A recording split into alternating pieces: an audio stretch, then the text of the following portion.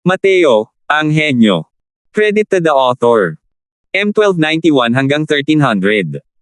Ang mga pangalan po na nandito ay galing sa mga name generator. Kung meron man pagkakatulad sa mga pangalan ng tao o lugar at pangyayari, ito ay tunay na hindi sinasadya. Sa wakas ay nalaman na ni Dostles kung bakit kayang paganahin ni Mateo ang Heavenly Daw gamit ang Alchemy Daw, at mula roon, makukuha niya ang pagkilala mula sa Immortal Grove Heavenly Daw. Ang kabaliwan na ito ang talagang nagpabagsak sa kanya. Kung masasabing lahat ng mga alchemist ay baliw, si Mateo ang pinakabaliw sa lahat ng mga baliw. Gumamit si Mateo ng 2 oras, binabaligtad ang Profound Essence Pill bago siya tuluyang nasiyahan. Gayunpaman, noon lamang nalaman ni Mateo na sa kasalukuyan niyang lakas, hindi niya kayang pinuhin ang Profound Essence Pill.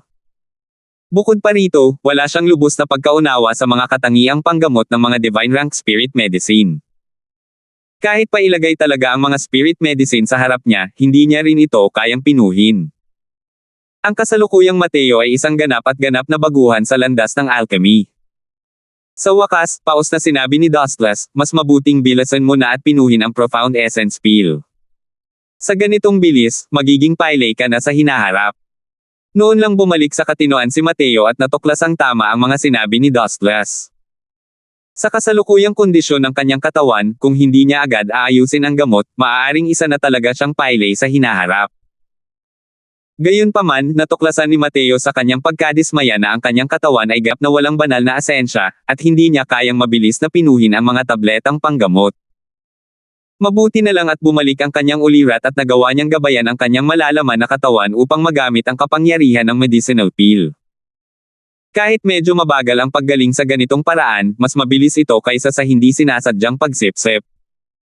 Ang Profound Essence Pill na ito ay tunay ngang karapat-dapat maging isang high-grade tier isang divine pill. Ang mga epekto nito sa medisina ay tunay ngang makapangyarihan. Pagkatapos ng kalahating araw, sa wakas ay bahagyang gumalaw ang mga daliri ni Mateo, at dahan-dahan niyang iminulat ang kanyang mga mata. Ang bumungad sa kanya ay isang mahinhin at magandang dalaga. Kasalukuyang nakatingin si Winoma kay Mateo.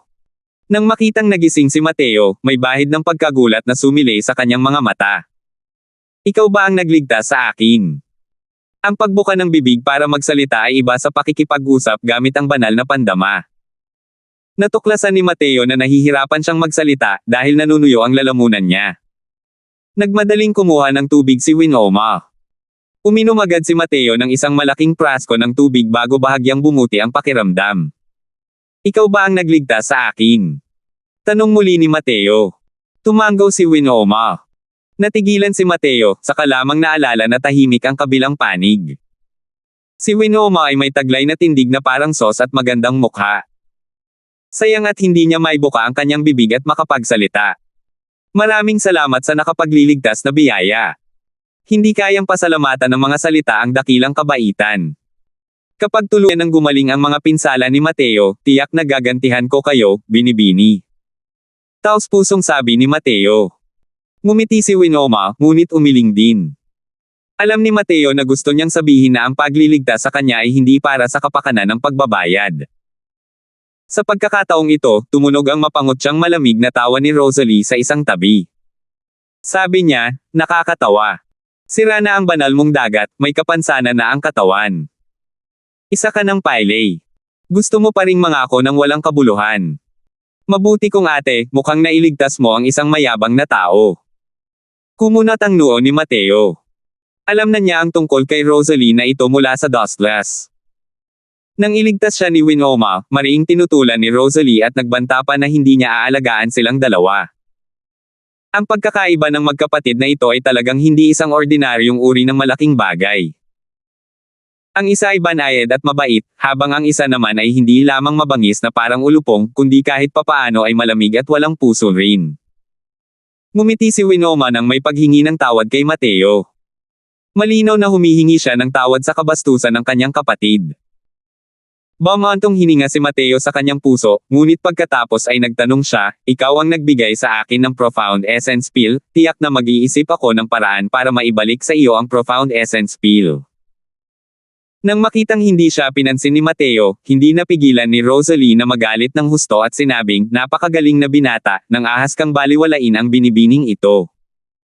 Naniniwala ka bang itatapon ka ng binibining ito palabas ng armada ngayon at hahayaan kang tumakbo sa sarili mong landas? Hindi pa nagsasalita si Mateo, ngunit humarang si Winoma sa harap ni Mateo, gamit ang matigas na titig para tingnan ang kanyang kapatid. Hindi na kailangang aitalye pa ang kanyang determinasyon na protektahan si Mateo. Pero nang makita ito ni Rosalie, bigla siyang humajejek at sinabing, hihihi. Ang aking batihing ate, hindi ka sana magkagusto sa magandang batang ito, di ba? Noong kasasalbo lang, ang kanyang mukha ay puno ng mga mantsa ng dugo. Napakasamang tingnan. Kung titingnan mo ngayon, ang kanyang gwapo at maliit na batang lalaki. Hehe, isang pipi, isang pailay, talagang magkapareha siya. Mas nakakatawa si Rosalie habang iniisip niya ito. Habang iniisip niya ito, lalo niyang nararamdaman na maganda ang ideyang ito, kaya't natatawa siya ng malakas. Ngunit nahihiya at nagalit si Winoma, walang tigil ang pagkabog ng kanyang dibdib. Hindi lang talaga siya makapagsalita at hindi niya talaga kayang pabulaanan ang mga sinabi ni Rosalie.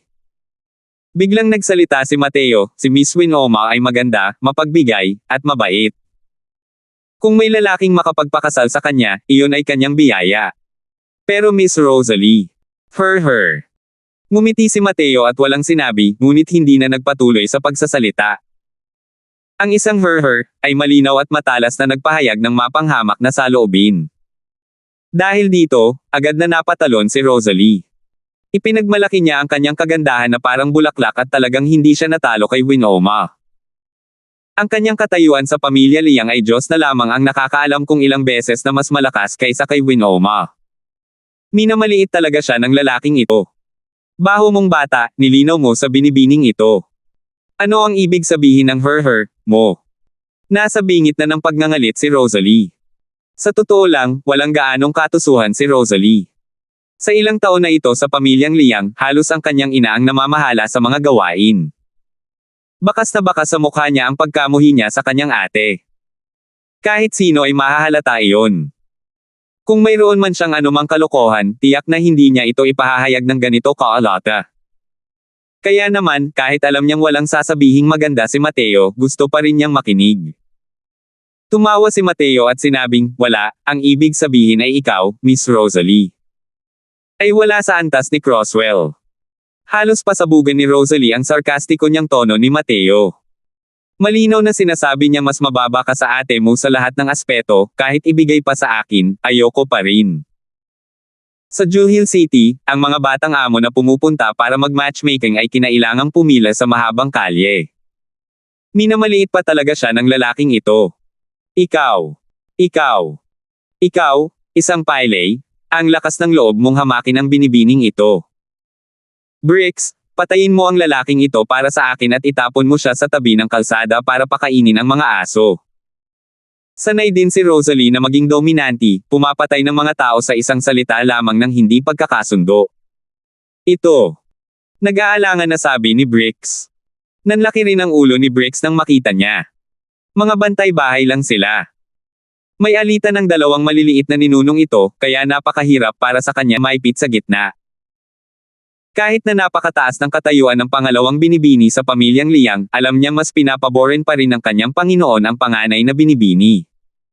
Sa pamamagitan nito, walang sino man ang maaaring masaktan. Natulala ka pa rin para saan? Bricks, hindi mo na nga sinusunod ang mga sinasabi ng binibining ito. Tinitigan ni Rosalie si Bricks at sinabing. Pagkatapos magsalita, direktang itinaas ni Rosalie ang isang paa at direktang hinahampas si Winoma sa dibdib, dahilan para mapatalsik ito palabas. Naging malamig ang ekspresyon ni Mateo, at biglang lumakas ang intensyong pumatay. Nang makita ni Rosalie ang eksenang ito, sinabi niya ng may malamig na ngiti, may pailay pa rin bang nangangahas na tumitig sa binibining ito? Naniniwala ka ba na matutuklasan ng binibining ito ang mga mata mo ngayon din? Humph! Kung hindi kayo kikilos, ako mismo ang gagawa nito. Pagkatapos magsalita, lumapit si Rosalie kay Mateo.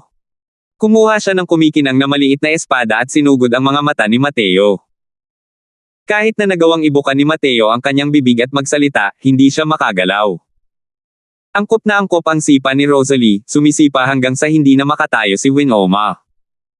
Dahil dito, wala nang makakapagprotekta kay Mateo. Ang Mateo na nakahiga sa karwahe ay isa lamang lampara na naghihintay ng pagpatay. Isinabit ni Rosalie ang kutsilyo sa harap ni Mateo at sinabing may nakakapangilabot ng ngiti, tinatitigan mo. Tinatitigan mo pa.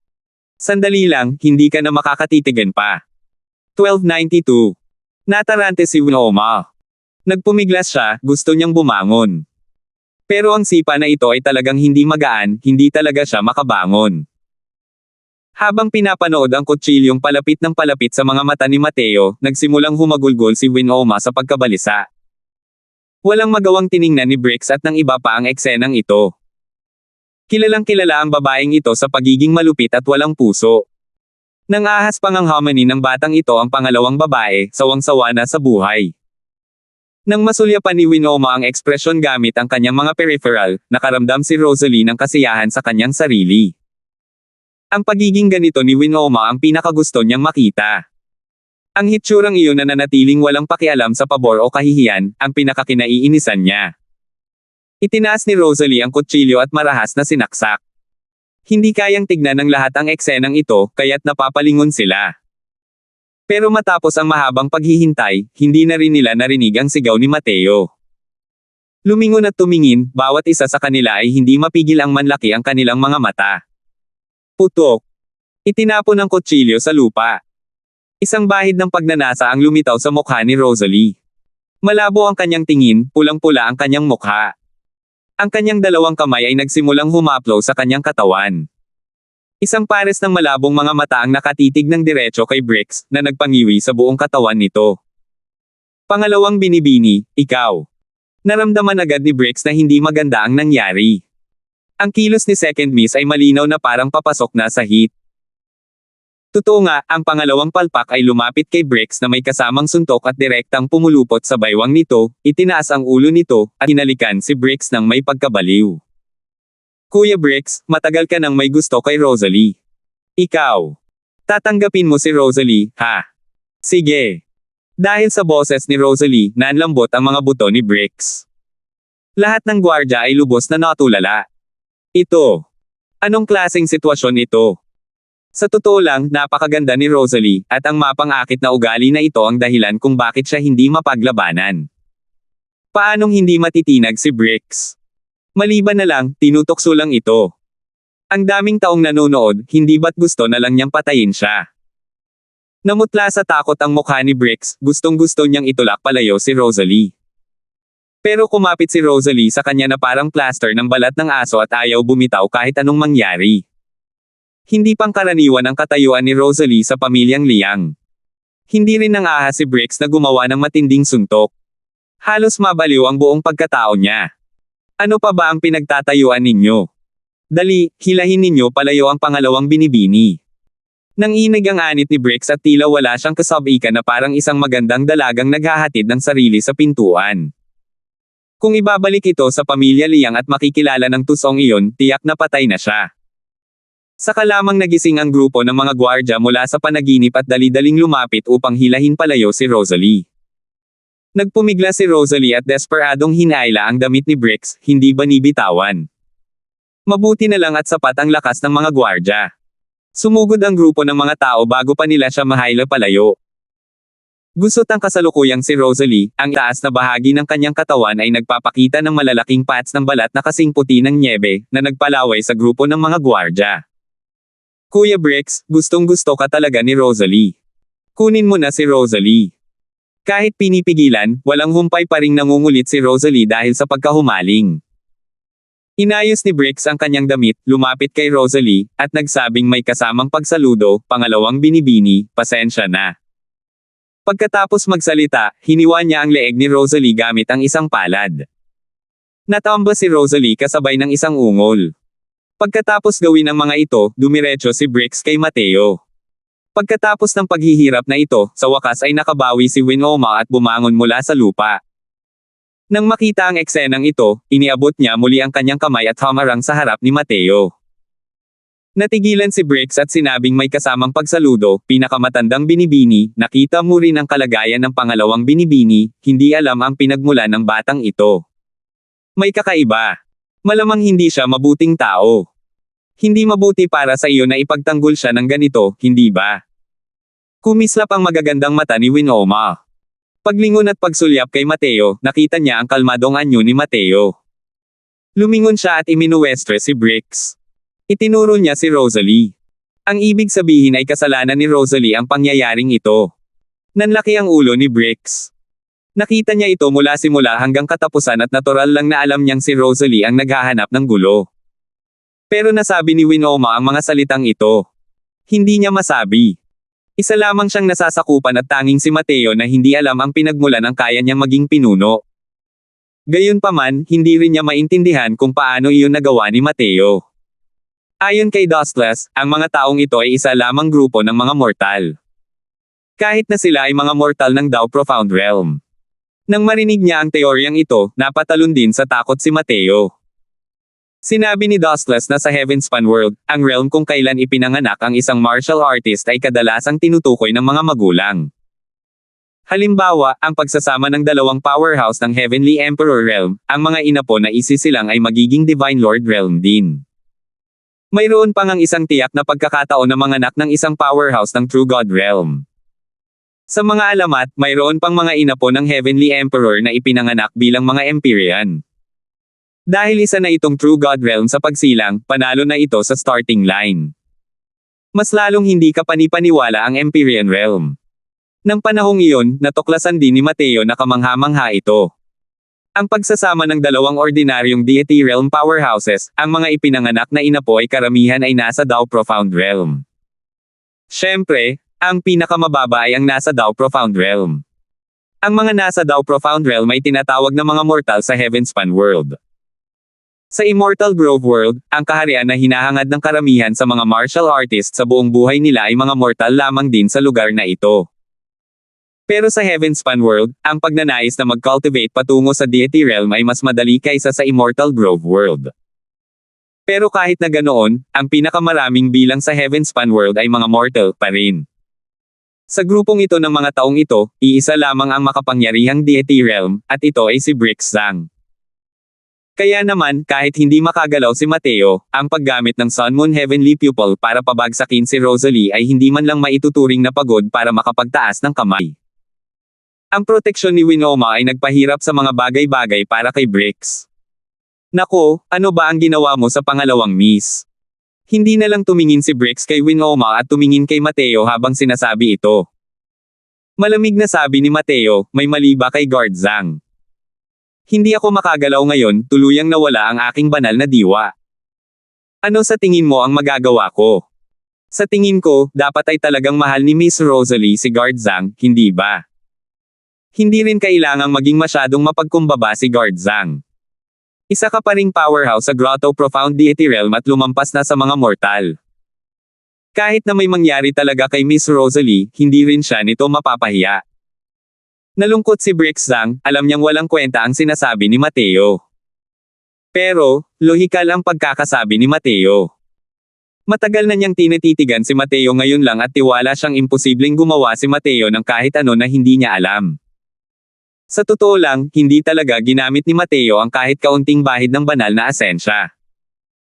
Matapos makalusot si Mateo sa Deity Realm, ang Sun Moon Heavenly Pupil ay natural na nakabawi sa Deity Realm. Dahil sa cultivation nito, paano mangangailangan ng paggamit ng kahit anong divine essence ang pakikitungo sa isang mortal? Humph! Sa tingin mo ba talaga ay madaling lokohin itong si Zhang? Sa lugar na ito, bukod sa iyo, sino pa ang makikipag-ugnayan kay Second Miss? Malamig na sanggal ni Bricks. Ngumiti si Mateo at sinabing, Guard Zhang, kailangan mong magsalita ng may konsensya. Sinabi mong ako ang may gawa nito, kailangan may patunay, di ba? Hindi inakala ni Mateo na alam ni Bricks ang tungkol sa pag-iral ng Sun Moon Heavenly Pupil. Ang ganitong uri ng ocular art ay usapin lamang ng dalawang tao. Hindi ito matutukoy ng mga tagalabas. Dahil naroon si Winoma, hindi rin naglakas loob si Bricks na maging masyadong mapangahas. Pagkalipas ng mahabang panahon, wala rin siyang nakitang ebidensya na magpapatunay na ang pagkabaliw ni Rosalie ay sanhi ni Mateo, at tanging ang maitutulong lang niya ay ang pagtalikod sa katotohanan. Bandang 10:00 ng gabi, dahan-daang nagising si Rosalie at natuklasan na naging kakaiba ang mga titig ng mga nakapaligid na gwardya. Bigla siyang nagulat, naalala ang kaiyahiyang eksena niya noong araw na iyon. Agad na namula ang mukha niya. 1293. Ako. Papatayin kita, bastos. Dahil sa hiya at galit, itinaas ni Rosalie ang isang espada at sinaksak si Mateo. Pero sa kalagitnaan ng kanyang paglalakad, napansin niya na si Mateo ay kasalukuyang nakatingin sa kanya ng may ngiti na hindi naman talaga isang ngiti. Biglang nagulat si Rosalie, biglang tumigil ang kanyang katawan. Ang kanyang tingin na nakatingin kay Mateo ay puno ng takot. Nakaramdam si Rosalie ng malamig na simoy ng hangin sa kanyang likuran, palihim na iniisip na malapit na itong magtapos. Sa maghapon, nahulog ang loob niya rito nang walang naintindihan at hindi niya man lang alam kung paano siya nadamay. Pero sigurado siyang may kinalaman talaga ito kay Mateo. Bricks. Uutusan na sana ni Rosalie si Bricks nang bigla niyang naalala ang mga ginawa nito noong isang araw, at lalong namula ang mukha niya. Naramdaman pa nga ni Rosalie na kahit si Mateo ang kaharap niya ng hindi desente, mas magiging maganda pa rin ang dating nito kaysa kay Bricks. Kung tutuusin, hindi alam ang pagkakakilanlan ni Mateo, habang si Bricks ay isang nasasakupan lamang. Dahil dito, talagang nasa isang problema siya.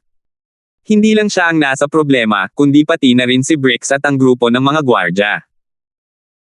Si Bricks ay isang bihasang veterano sa huli at biglang nagsabi, pangalawang binibini, nasa unahan ng Myriad Beast Forest. Sa oras na ito, kakailanganin namin kayo ng panganay na binibini na makipagtulungan upang maakay namin kaming magkasama. Hindi naman tanga si Rosalie sa huli.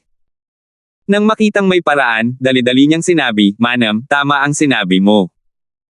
Pagkatapos magpahinga, pumasok ang grupo ng mga tao sa Myriad Beast Forest. Hindi ligtas na lugar ang Myriad Beast Forest. Napakaraming divine beast sa loob. Ang mga banal na halimaw na naubos na sa Immortal Grove World ay nasa lahat ng dako ng Heavenspan World. Sa loob ng Myriad Beast Forest ay halos mga ordinaryong demonic beast. Ngunit ang mga divine beast na paminsan-minsang lumilitaw ay bangungot ng mga martial artist na pantao. Pagkatapos makapasok sa Myriad Beast Forest, malinaw na naramdaman ni Mateo na nagiging alerto si Bricks. Ang kaninang pagkailang ay tuluyan ng napalitan ng pagiging seryoso. Ang Profound Essence Pill ay karapat-dapat maging isang high-grade tier isang divine pill. Pagkatapos ng ilang araw, nakakababa na si Mateo at nakakalakad-lakad. Kahit hindi naman siya gaanong naiiba sa karaniwang tao, kahit papaano ay nakakagalaw na siya. Binibining Winoma, maaari mo bang hayaan itong si Crosswell na suriin ang iyong palso? Itong si Crosswell ay isang alchemist. Baka matulungan kita. Sa karwahe, sinabi ito ni Mateo sa kanya. Madali lang makisama si Mateo.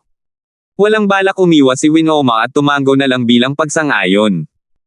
Pagkatapos ng ilang pagsusuri, nagkunot din ang noo ni Mateo. Tila hindi kasing simple nang inaakala niya ang bagay na iyon. Hinanap ni Mateo ang mga gamot na hawak niya at natuklasan niyang walang uri na makakagamot sa mga sintomas ni Winoma. Sa lohikal na pagsasalita, para sa mga namamanang bingi at pipi, maaaring gumamit ng mga gamot para malutas ang problema. Hindi ito malaking problema sa Immortal Grove World. Gayunpaman, ang sitwasyon ng katawan ni Winoma ay tila ibang-iba sa Immortal Grove World. Ang ganitong uri ng likas na pagkamuhi ay nangangailangan ng kapangyarihan ng mga batas upang malutas. Pero si Mateo ay walang kaalam-alam tungkol sa mga divine pills. Tila medyo masyadong malakas ang paghihip ng kanyang trompeta. Dati, akala rin ni Mateo ay napakadali lang gamutin ang pagkamuhi ni Winoma. Kung titingnan ngayon, hindi na ganoon kadali. Senior, para sa sitwasyon ni Miss Winoma, mayroon bang low-grade tier isang divine pill na makakalutas nito? Tanong ni Mateo kay Dustless. Alam na ni Mateo na ang Heavenly Empyrean Immortal Grove ay may mga pambihirang tagumpay sa alchemy daw.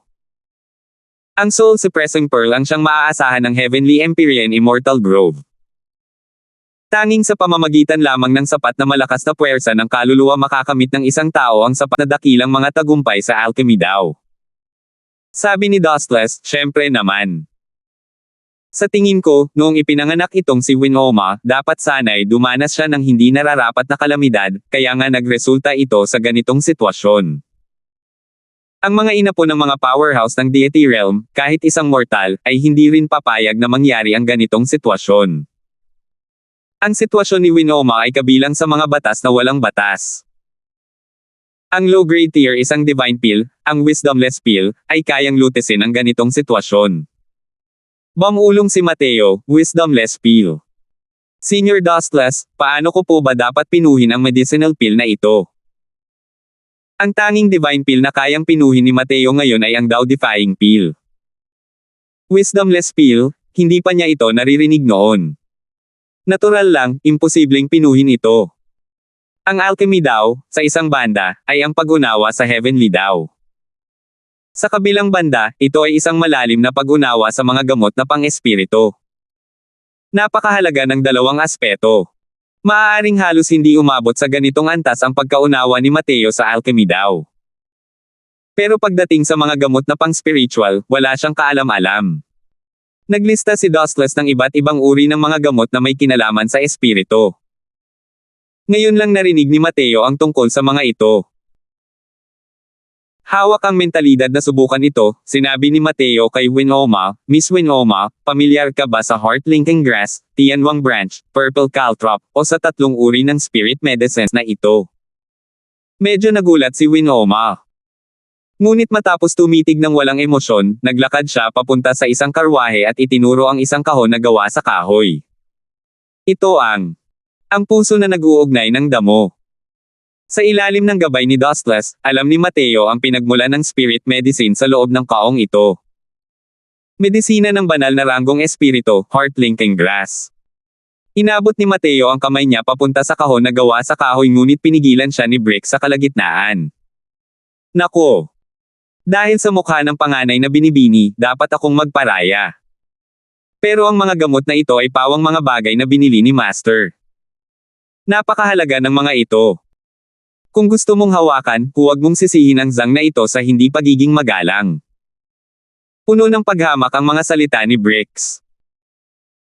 Isang paili na hindi man lang kayang kumuha ng banal na asensya ang talagang gustong tusukin ang kanyang ilong sa mga gamot ng banal na ranggong espiritu, ano ito kung hindi isang pulakan na naghahangad ng karne ng sisni.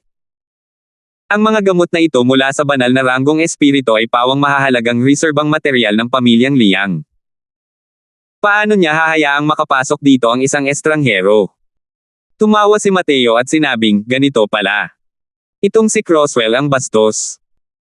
Pagkatapos magsalita, tumabi si Mateo at hindi na talaga ginalaw ang mga gamot na iyon. Natigilan si Bricks, hindi niya inaasahan na ganito pala kaprangka si Mateo. Pero di nagtagal, nagbago ang ekspresyon ng mukha niya, at sumigaw siya ng, tumigil ka. Naguguluhan na tanong ni Rosalie, Guard Zhang, ano iyon? Seryoso ang ekspresyon ni Bricks nang sabihin niya, may mali. Anong mali? Hindi ba't maayos naman ang ganito ngayon? Tanong ni Rosalie. Sabi ni Bricks, dahil nga sa ganito, may mali. Sa pagdadaan sa Myriad Beast Forest, tiyak na hindi magiging ganoon katahimik ang mga bagay-bagay. Sa daan, kahit na mas mag-ingat pa tayo, makakasalubong din natin ang mga harang ng mga demonic beast. Kung mas tahimik, mas lalong magiging magulo ang sitwasyon. Alam ni Rosalie na veterano si Bricks sa lugar na ito. Dahil sinabi niya iyon, sigurado na talaga iyon. Hindi pa nawawala ang boses ni Bricks nang may mga anino na lumitaw mula sa loob ng kagubatan. Ang mga figurang iyon na naglaho at muling lumitaw na parang usok ay lubusan ng nakapalibot sa grupo ni Mateo. Sa gitna ng mga ito, mayroong ilang malalakas na alon. Walang duda na sila ay mga banal na halimaw. Ang ekspresyon ni Bricks ay walang kapantay na pangit, at sinabi niya ng may seryosong tingin, second miss, tila ito ay isang beast tide. Nagbago ang mukha ni Rosalie. Natural lang na narinig na niya ang reputasyon ng beast tide noon. Pinalibutan sila ng mga demonyong halimaw na tumatakip sa mga burol at kapatagan, kaya nahirapan silang makatakas kahit may pakpak pa. Hindi inakala ni Rosalie na makakaranas siya ng ganitong bagay. Swoosh! Swoosh! Swoosh! Umalangaw-ngaw ang mga ungol ng mga kawen ng mababanges na hayop sa buong Myriad Beast Forest. Napapaligiran na sila ng lubusan ng mga demonyong halimaw na ito. Sa pagkakataong ito, biglang naglakad si Rosalie papunta kay Winoma at sinabi ng may mapait na ngiti, "Ate, hindi ko inaasahan na ganito kalaki ang pinag-awayan natin, pero magkakasama pala tayong mamamatay sa lugar na ito." Natigilan si Winoma, agad na nagpakita ng banayad na tingin ang kanyang mga mata. Maganda ang mga salita ng isang tao kapag malapit ng mamatay, ang mga ibon ay umiiyak ng malungkot bago sila mamatay. Hindi niya inaasahan na si Rosalie ay talagang nakakita na ng liwanag sa oras na ito. Bahagyang ngumiti si Winoma at umiling, indikasyon na wala siyang pakialam. Hinawakan ni Rosalie ang kamay ni Winoma at bumaantong hininga, "Ate, dati, kasalanan ko lahat. Huwag mo akong kamuhian, ha?" Tumanggaw si Winoma, may bahid ng ginhawa sa kanyang mukha. "Chii." Pero sa oras na ito, narinig ko ang tunog ng pagbunot ng talam. Hahaha.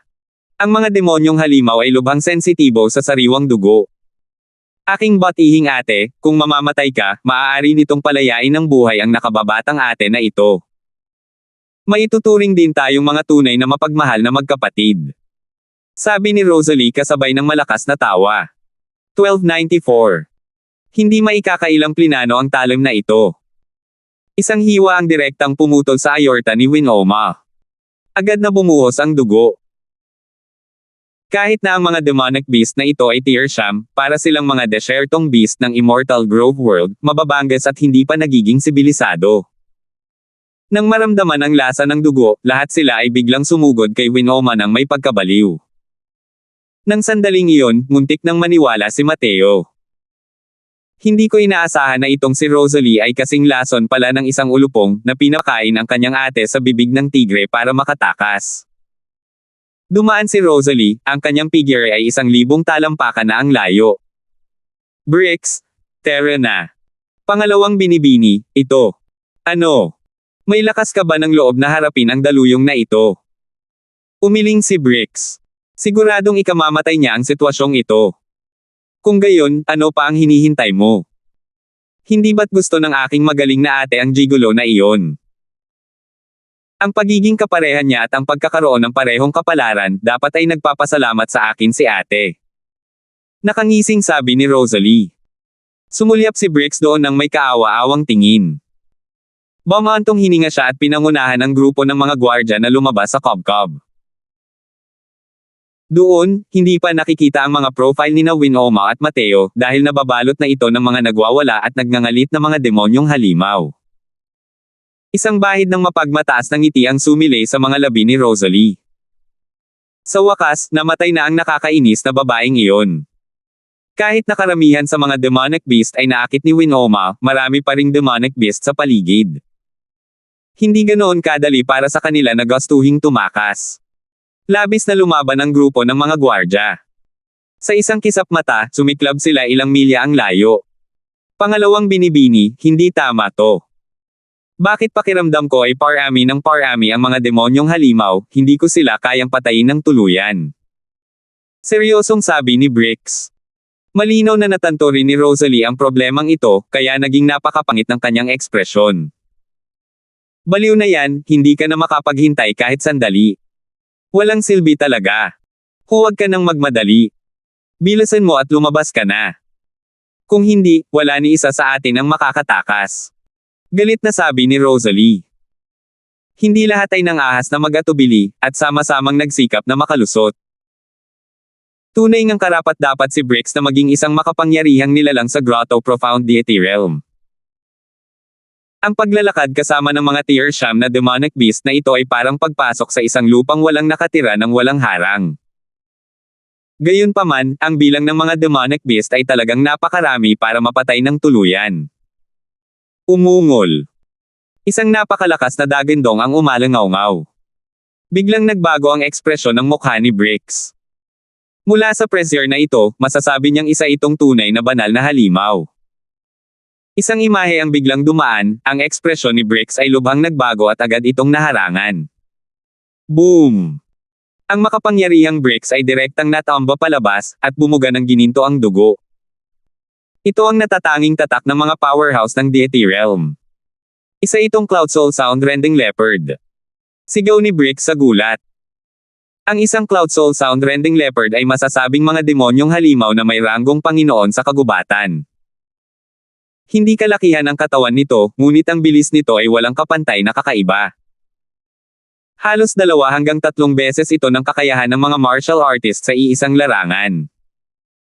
Kapag nabuhol-buhol na ito, halos wala ng posibilidad na mabuhay. Kaya naman, iyon ang dahilan kung bakit labis na magugulat si Brix. Ang mga mukha ng ibang tao ay nagpapakita ng kawalan ng pag-asa. Dahil nandito ang Cloud Soul Sound Rending Leopard, halos wala na silang posibilidad na makatakas. Huminga ng malalim si Brix.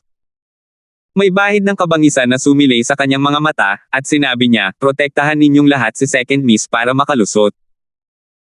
Tatakpan ko ang likuran at haharapin ko ang halimaw na ito. Ang lakas ng Cloud Soul Sound Rending Leopard na ito ay napakalakas. Sa pakikipaglaban kay Brix, matatag nitong natalo si Brix. Umatras ang grupo habang sila ay nakikipaglaban. Ang mga gwardya ay maaaring nasugatan o patay. Hindi maituturing na malaki ang saklaw ng Beast Tide na ito, ngunit hindi rin ito kayang tiisin ng isang martial artist team na binubuo ng ilang dosenang katao. Pagkatapos ng isang matinding labanan, natalo si Brix ng Cloud Soul Sound Rending Leopard hanggang sa hindi na siya makahinga. Di nagtagal, napuno siya ng mga sugat. Napapaligiran ang pangkat ng mga gwardya ng napakaraming demonyong halimaw at wala nang malalabasan. Paunti-unti na ang bilang ng mga ito. Ang dating halos 100 katao na koponan ay natira na lamang na may mahigit 20 katao. Nang mawalan na ng pag-asa ang lahat, biglang tumigil ang pag-atake ng grupo ng mga demonyong halimaw. Maging ang Cloud Soul Sound Rending Leopard ay tumigil din sa pag-atake nito kay Brix. Ang paghinga ni Brix ay gusot, maitim na gininto ang matya ng dugo sa buong katawan niya. Sa ilalim ng proteksyon ng lahat, si Rosalie ay bahagyang mas mahusay kaysa sa iba. Ngunit mas mahusay din ito ng kaunti. Ang kasalukuyang Rosalie ay nakasuot ng punit-punit na damit. Maraming bahagi ang nilapan ng mga demonyong halimaw, parang isang pulubi. Bagamat pinigilan ng grupo ng mga demonyong halimaw ang pagsalakay, pinalibutan nila ito at hindi umatake, at walang balak na palayain ang lahat. Ikalawang binibini, ayos lang ba kayo? Tanong ni Brix. Ayos lang ako. Brix, ano ba itong sitwasyon? Malungkot na tanong ni Rosalie. Umiling si Brix at sinabing, hindi ko alam. Ang mga demonic beast sa isang Beast Tide ay nasa isang nagwawala na estado. Sa lohikal na pagsasalita, hindi mangyayari ang ganitong uri ng sitwasyon. Kung titingnan ang hitsura ng mga demonic beast na ito, maaaring lumitaw ang isang Beast King. Si Brix ay isang veterano at gumawa ng sarili niyang paghatol sa sitwasyong ito. Ang paghatol na ito ay sadyang nagpalungkot sa lahat. Sapat na ang Cloud Soul Sound Rending Leopard para mabulunan na sila. Isang Beast King na kahit ito ay kailangang iwasan. Ano kaya ang magiging itsura nito? Baka sa mukha ni Rosalie ang pag-aatubili. Hindi niya akalain na ang nakakadismayang ate na iyon ay hindi man lang makapagpaliban kahit sandali. Napakawalang kwenta. Kung tungkol naman kay Mateo, mas mababa pa ang tingin niya sa kanya. Isa lamang siyang pilay, malamang ay agad siyang paglalapasin ng mga demonyong halimaw na iyon. Boom! Boom! Boom! Nagsimulang manginig ang buong Myriad Beast Forest dahil sa mabibigat na yabag na ito. Ang mga demonyong halimaw na ito ay walang humpay na nanginig, habang ibinababa ang kanilang mga mapagmataas na ulo. Isang hari ng halimaw na dumaan, napakaraming halimaw ang nagpatira pa sa pagsamba. Ang mga mukha ni Brix at ng iba pa ay lalong naging pangit. Sa kaguluhang ito, tiyak na mayroong isang mas makapangyarihang banal na halimaw na lumilitaw. Isang higanteng elepante ang lumapit mula sa malayo, at nakita ng lahat. Maging ang Cloud Soul Sound Rending Leopard na iyon ay nagbukas din ng landas, na halatang labis na nag-iingat sa higanteng elepante na ito. Isa itong higanteng elepante mula sa Devil Heaven. Ang higanteng elepante mula sa Devil Heaven ay isang huling antas ng banal na halimaw. Bulalas ni Brix. Ang Cloud Soul Sound Rending Leopard na iyon ay isa lamang initial stage rank 1 Divine Beast. Ang isang late-stage rank 1 demonic beast ay sapat na para maging beast king sa mga demonic beast na ito. Hindi nakapagtataka na ang mga demonyong halimaw na ito ay lahat ay sumuko at sumamba. Kamahalan, tingnan mo nga ang likod ng Devil Heaven Giant Elephant na yan, parang may tao. Biglang sabi ng isang nasasakupan kay Bricks. Nagulat si Bricks at hindi niya maiwasang mapatingin sa likod ng elepante. Totoo nga, nakakita siya ng dalawang anino. Dahil lang sa anggulo, hindi niya makita ng malinaw ang dalawang figurang iyon. Pero walang duda, may mga taong talagang nakasakay sa likod ng elepante. Hindi naman talaga maliit ang pagkabiglang ito. Ang lakas ng isang huling antas ng ranggong Devil Heaven Giant Elephant ay walang kapantay na nakakatakot. Kahit sa Jewel Hill City, kakaunti rin ang mga martial artist na kayang makipagsabayan dito. Pero ngayon, may nakasakay pala sa likod nito. Magkaiba ang mga banal na hayop at ang mga ordinaryong demonyong hayop. Bawat isa ay walang kapantay na marangal. Kahit na mas malakas ang lakas ng martial artist kaysa sa kanila, imposible ring hayaang sumakay ang kabilang panig sa likod nito. Maliban na lang kung ang lakas ng martial artist ay napakalakas sa isang tiyak na antas at nasakop ang Devil Heaven Giant Elephant para maging isang kabayo. Kayang ang lakas ng 2 taong iyon na nasa likod ng elepante ay talagang napakalakas. Biglang nagpakita ng matinding tuwa ang mukha ni Bricks, at sinabi niya kay Rosalie, pangalawang binibini, marahil ay hindi tayo nakatadhana na mamatay. Tuwang-tuwa si Rosalie at agad na naunawaan ang ibig sabihin ni Bricks. Sumigaw siya sa direksyon ng Devil Heaven Giant Elephant sa malinaw na boses, mga senior, ang junior na ito ay anak ng Liang family ng Jewel Hill City.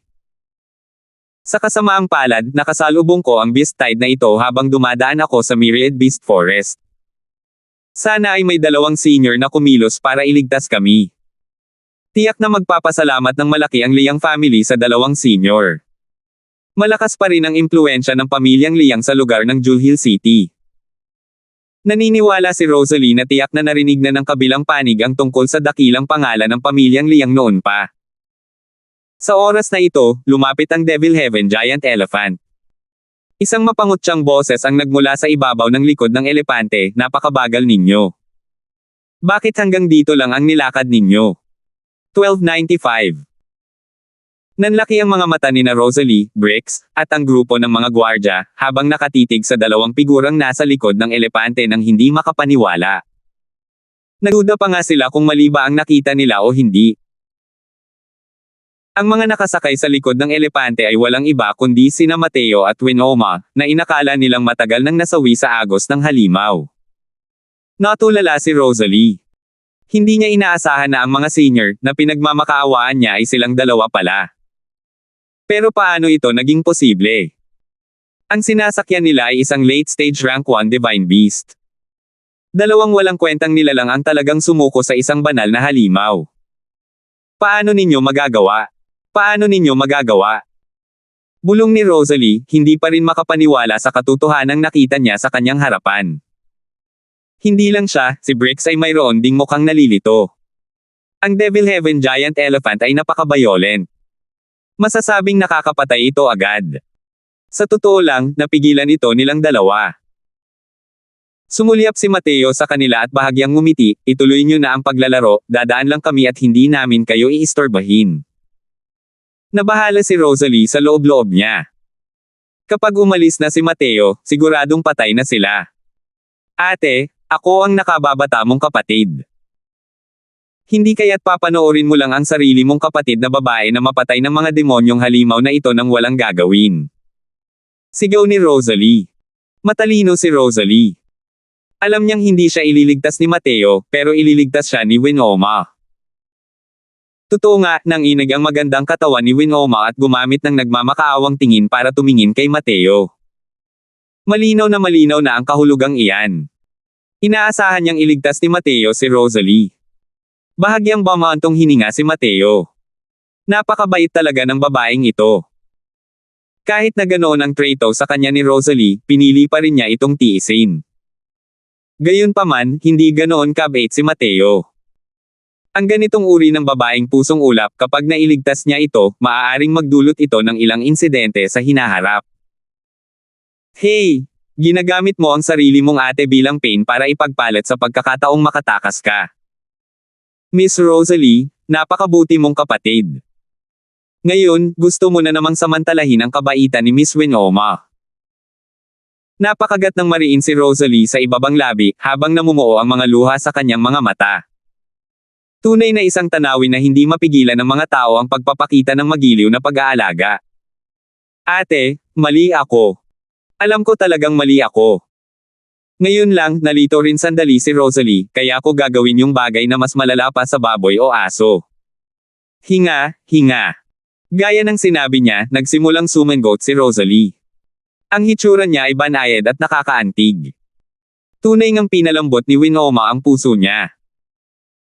Iniabot niya ang kanyang mapuputing daliri at hinayla ang mga sulok ng manggas ni Mateo, mas lalong lumawak ang pagmamakaawa sa kanyang mga mata. Lihim na nagalak si Rosalie nang makita ang eksenang ito. Ang bait talaga ng ate na ito. Napakabait talaga ng ate na ito. May pagkakataon. Tahimik si Mateo at hindi nagsalita. Muling nilakasan ni Winoma ang kanyang lakas, hinayla ang mga sulok ng manggas Mateo. Halos tumulo na ang mga luha niya. Bumantong hininga ng bahagya si Mateo at sinabing, sige, sana ay hindi mo pagsisisihan. Dahil naranasan niya ang dalawang buhay, lubos na naunawaan ni Mateo ang kalikasan ng tao. Si Rosalie, ang ganitong uri ng tao, ay talagang kabilang sa kategoryang hindi na mababago. Kung ililigtas siya ngayon, hindi lang siya hindi magpapasalamat, baka magkimkim pa siya ng sama ng loob. Nang makitang hamupa na ang loob ni Mateo, si Rosalie at ang grupo ng mga gwardya ay nagpakita ng labis na kaligayahan sa kanilang mga mukha. Magaling! Salamat! Salamat, bayaw! Biglang sabi ni Rosalie, direktang tinawag si Mateo bilang bayaw niya. Malamig na ngumisi si Mateo sa kanyang puso. Masyadong malamaya ang pagganap ni Rosalie sa kanyang paningin. Gusto kong umarte, kailangan ko ring umarte ng mas makatotohanan. Takpan mo yang bahid ng balak pumatay sa mga mata mo, ha? Gayunpaman, namula ng husto si Winoma at paulit-ulit na ikinakaway ang kanyang mga kamay. Nakaupo silang dalawa sa likod ng elepante, isa sa harap, isa sa likuran. Bagamat maayos naman ang ugali ni Mateo, medyo malabo talaga ang mga sinabi nito. Malamig na sabi ni Mateo, mga kasama, umalis kayo. Sa ilalim ng utos ni Mateo, ang mga demonyong halimaw na iyon ay talagang sumigaw upang magbukas ng daan. Nang makita ang eksenang ito, nanlaki ang mga mata ni Brix. Akala niya ay takot ang mga demonyong halimaw na ito sa Devil Heaven Giant Elephant.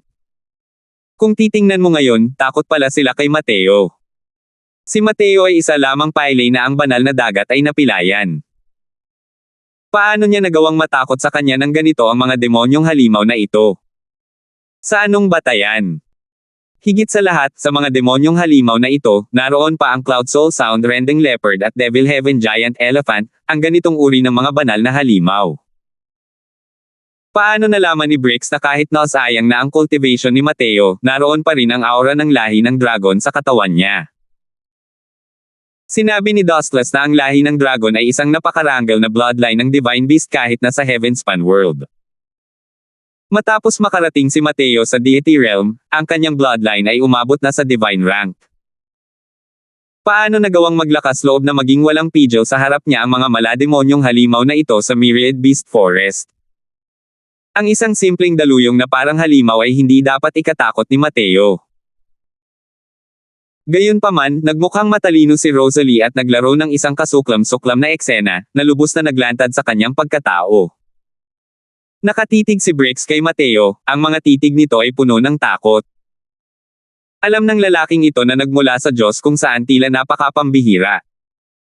Palagi niyang nararamdaman na si Mateo ay isang mahiwagang nilalang. Malinaw na hindi niya kayang paikliin ang banal na asensya, ngunit ang kanyang mga pamamaraan ay sumulpat sa walang katapusang agos. Para matakot ng husto ang mga demonic beast sa Beast Tide, kahit ang mga powerhouse ng Heaven Glimpse Deity Realm ay hindi rin kayang gawin iyon. Nagpapasalamat si Brix kay Brother Crosswell para sa iyong nakapagliligtas na biyaya para sa aking mga kapatid. Kung saan man ako nagkasala noon, umaasa ako na si Brother Croswell ay sapat na mapagbigay upang magpatawad. Yumuko si Briggs kay Mateo at nagsalita ng may pagpupugay. Walang pakialam na sabi ni Mateo, gusto kong magpasalamat kay Miss Winoma. Dahil sa init ng ulo ko, hindi ko talaga kayo may iligtas lahat. Hindi mapigilan ni Briggs ang pagkasamid. Hindi niya inakalang ganoon na lang kawalang pakialam si Mateo sa pagpapakita ng kanyang mukha. Ngunit sa oras na ito, hindi rin niya responsibilidad na hindi malungkot. Kaya naman, muli siyang nagpasalamat kay Winoma. Sina Mateo at Winoma, silang dalawa, ay sumakay sa Devil Heaven Giant Elephant at dumaan sa Myriad Beast Forest bago ito ibinalik. Habang nasa daan, ito ay kahanga-hanga. Hindi man lang maituwid ni Rosalie ang kanyang mga binti habang nakasakay sa harap ng Devil Heaven Giant Elephant. Ang tanging nagawa niya lang ay ang paghila sa kanyang sugatang katawan at paglakad kasama ang grupo ng mga gwardya. Sa paglipas ng panahon, siya ay naging mas masunurin at hindi nang ahas na maging kasing arrogant at kasing mayo gaya ng dati. Nang umalis ang Devil Heaven Giant Elephant, itinaas pa nito ang kanyang puno ng kahoy na parang nagbibigay pugay kay Mateo. Nang makita ang eksenang ito, hindi napigilan ng grupo ng mga gwardya ang pagtiklop ng kanilang mga dila sa pagkamangha. Ang eksenang ito, hindi pa nila nakikita noon. Nitong mga nakaraang araw, tuluyan nang nasipsip ni Mateo ang nakapagpapagaling na lakas ng Profound Essence Pill. Ngunit dahil sa labis na pisala niya sa pagkakataong ito, 40 hanggang 50% lamang ang nabawi ng kanyang malalaman na katawan. Pagkatapos ng ilang araw pang paglalakbay, sa wakas ay nakarating na ang grupong ito sa Julhill City. Pinagsalikop ni Briggs ang mga kamay kay Mateo at sinabing, kapatid na Croswell, ang lugar na ito ay Julhill City na. Ano na ang mga plano mo? Sumulyap si Mateo kay Winoma at sinabing, ang biyayang Nagel iligtas buhay ni Miss Winoma, hindi pa nababayaran ni Croswell ito. Paano kung sumama ako sa inyong lahat sa pamilya Liang, pwede ba? Plano ni Mateo na makipaghiwalay sa grupong ito pagkatapos niyang pumunta sa Julhill City. Kung tungkol naman sa nakapagliligtas buhay na biyaya ni Winoma, natural lang na babayaran niya ito sa hinaharap. Pero ngayon, hindi siya lubos na makaramdam ng kapanatagan tungkol kay Winoma. Maaari lamang siyang makapasok sa pamilya Liang kasama nito. Sa totoo lang, umaasa si Briggs na aalis si Mateo. Labis siyang nag-aalala para kay Mateo ngayon. Bukod pa rito, sa daan, masyadong marami ang mga bagay na nakita ni Mateo. Maaaring makapinsala ito sa pangalawang pagbagsak. Pero dahil gusto ni Mateo na sumali sa pamilyang Liang, wala talaga siyang dahilan para tumanggi. Dahil nandito si Miss Winoma, wala ring silbi kung tatanggihan niya ito. Nang makita ni Winoma si Mateo na nagsasabi nito, ang kanyang mga mata ay nagpakita ng isang masayang ekspresyon ng pagkagulat. Mabuhay, mabuhay. Napakagaling talaga ng pagiging bayaw sa pamilyang Liang. Bilang nakababatang kapatid, tiyak na babayaran ko ng maayos ang inyong Nagel iligtas buhay na biyaya. Ngunit sumang-ayon si Rosalie ng may masayang ekspresyon. Sumulyap si Briggs sa kanya at bumaantong hininga ng walang magawa. Sa tingin ba talaga ng batang babaeng ito, napakadaling kausapin si Mateo. Ang pagpasok niya sa pamilya Liang, maging ito man ay paghuli ng pagong sa garapon, o pag-imbite ng lobo sa bahay, ay talagang mahirap sabihin. 1296. Kuya Croswell, maraming salamat sa paglalakbay na ito. Kung hindi, hindi na talaga malalaman ng Liang na ito kung paano haharapin ang dalawa kong anak na babae. Napakabait ng pinuno ng pamilya, itong si Croswell ay may alam lang sa pagpapaamo ng mga halimaw, at nagkataon lang na naging kapaki-pakinabang ito noong panahon ng Beast Tide. Gusto ko talagang pasalamatan, dapat itong si Croswell rin ang nagsasabi nito. Kung hindi dahil kay Miss Winoma, itong si Croswell ay isa ng bangkay na nakadisplay sa ilang ngayon. Haha, napaka mapagkumbaba naman ni Kuya Croswell. Dahil wala nang matutuluyan si Kuya Croswell, sa pamilya Liang ka muna tumira. Kapag nakahanap na ng matutuluyan si Kuya Croswell, hindi pa huli ang paglipat mo. Kung gayon, kailangan kong ipataw sa pinuno ng pamilya. Sa unang tingin, si Martin ay malinaw na isang tusong matandang negosyante, napakamakamundong tao. Pero hindi mahina ang kanyang lakas. Isa siyang middle stage grotto profound the ethereal powerhouse. Magalang ang dating ng mga salitang ito, ngunit nagbigay ito kay Mateo ng bahagyang pakiramdam ng pagkahiwalay. Kahit na iniligtas ni Mateo si Winoma at ang kanyang kapatid, iniligtas din ni Winoma si Mateo at binigyan pa niya si Mateo ng profound essence peel. Matapos makinig sa ulat ni Briggs hanggang sa huli, hindi napigilan ni Martin ang makaramdam ng sakit. Sa Jewel City, ang profound essence peel ay isang nakapagliligtas buhay na medicinal peel. Alam din niya na malaki ang utang na loob niya kay Winoma nitong mga nakaraang taon. Kaya naman iniwan niya rito ang gamot na ito para sa kaligtasan nito. Hindi niya inaasahan na ibinigay pala ito ng kanyang anak sa isang estranghero. Pero kung pag-uusapan natin yan, kung hindi dahil sa mabait na anak na ito, na nagligtas sa isang walang kwentang Mateo, malamang ay namatay na rin siya sa tiyan ng mga demonyong halimaw sa oras na ito. Ito rin ay itinuturing na ang kabaitan ay nagbubunga ng kabaitan. Pero, medyo nag-ingat si Martin pagdating kay Mateo na hindi alam ang pinagmulan. Mahal na mahal niya ang kanyang panganay na anak na babae at hindi niya matiis na magalit ito, kaya naman pumayag siyang manatili si Mateo. Kalaunan, nang makahanap ng dahilan, plano niyang palayasin si Mateo sa pamilyang Liang. Ayaw niyang magpalaki ng isang lumpo sa bahay. Sa totoo lang, malinaw na sa mga salita niya ang balak niyang pagtakas. Umaasa siyang magiging matino si Mateo at magkusa na umalis. Hindi niya inaasahan na nagkunwari si Mateo na hindi niya naintindihan at umakyat sa hukay, na natili sa pamilya Liang. Hindi masaya si Ling Minggeo sa kanyang puso, ngunit natural lamang na hindi niya ito ipapakita sa panlabas na anyo. Dahil sa kaya niya, napakadali lang para sa kanya na palayasin ang isang paile sa pamilyang Liang. Sa isang silid, naluluha ang mga mata ni Rosalie, naghahain ng reklamo sa harap ng isang babaeng matabang ulo at malaki ang tainga. Ang matabang babaeng ito ay ang kanyang ina, na nagngangalang Pamalawang. Hindi lang talaga tugma ang babaeng ito sa dalawang salitang Pamela, kaya nakakainis ang pakiramdam ng mga tao. Para sa ganitong uri ng babae na makapagpanganak ng isang kagandahang tulad ni Rosalie, lahat ng iyon ay salamat din kay Martin. Pero sa pamilyang Liang, hindi talaga nang-ahas si Martin na saktan ang babaeng big shot na ito. Noon, ang pamilyang Liang ay nalugmok sa isang krisis at muntik ng masira. Lahat ng ito ay salamat sa pagpapakasal ni Pamela, sa pag-aasawa ng pamilya Liang at ng pamilya Wang, kaya sila nakaligtas sa krisis. Itinuring ni Pamela ang kanyang sarili bilang tagapagligtas at napakadominant sa pamilyang Liang.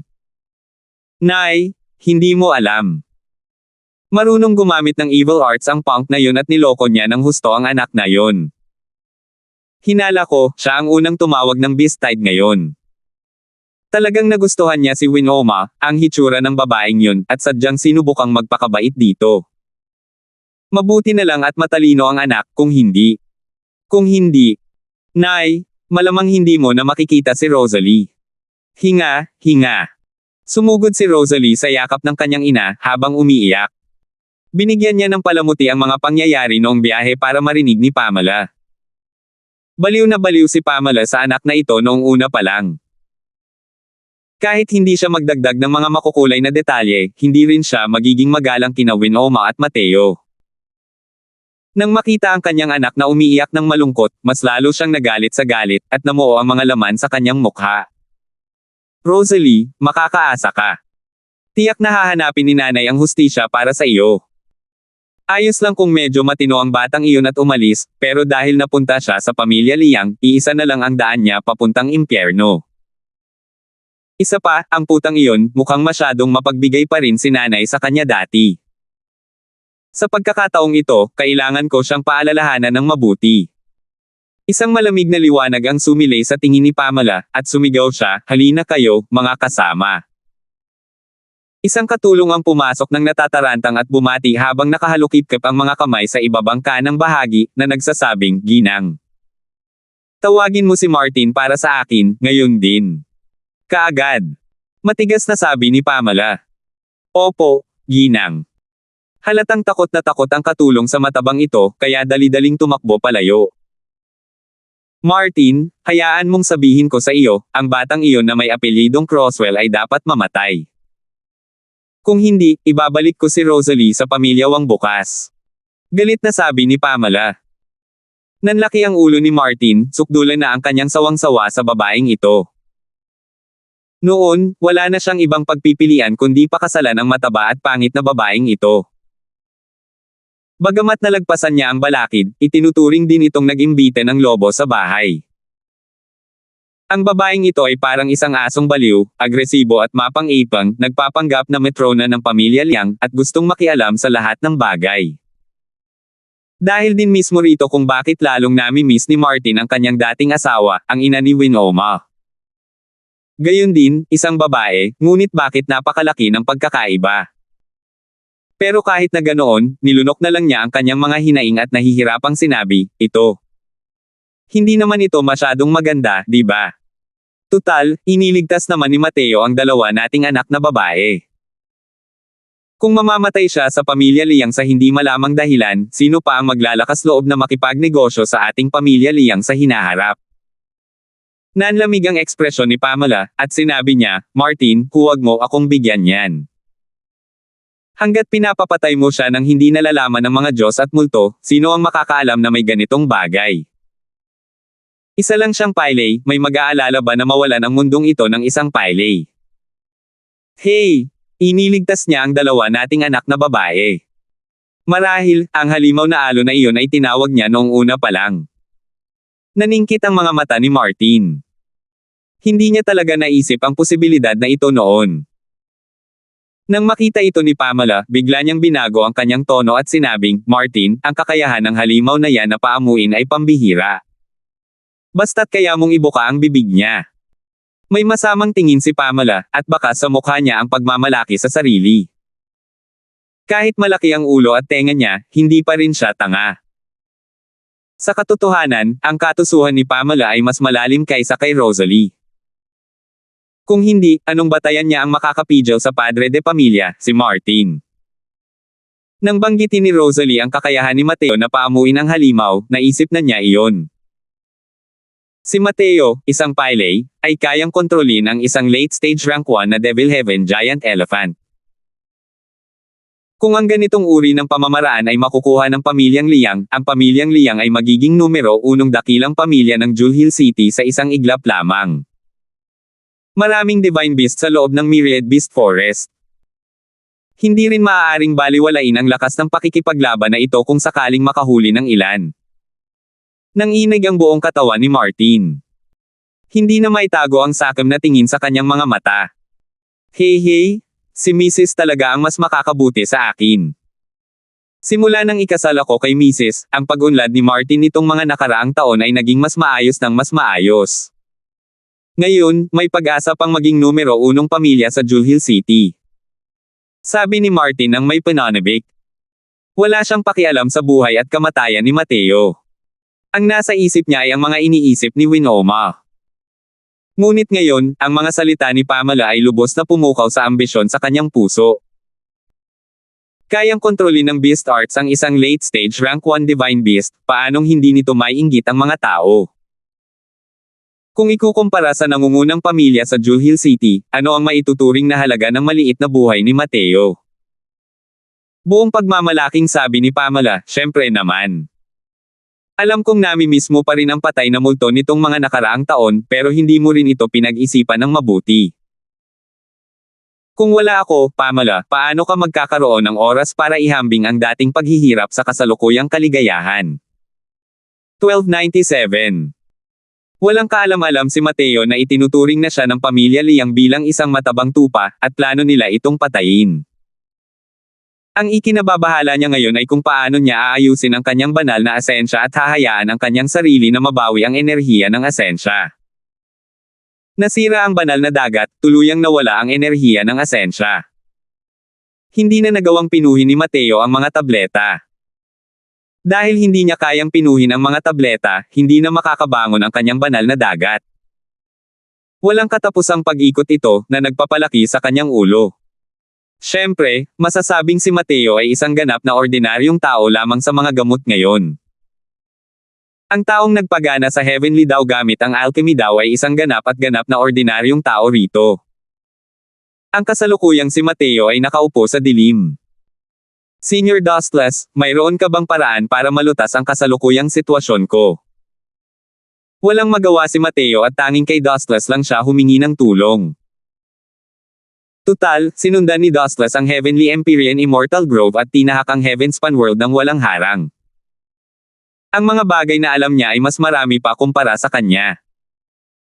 Paus na sabi ni Dustless, alam mo na bang humingi ng tulong sa matandang ito?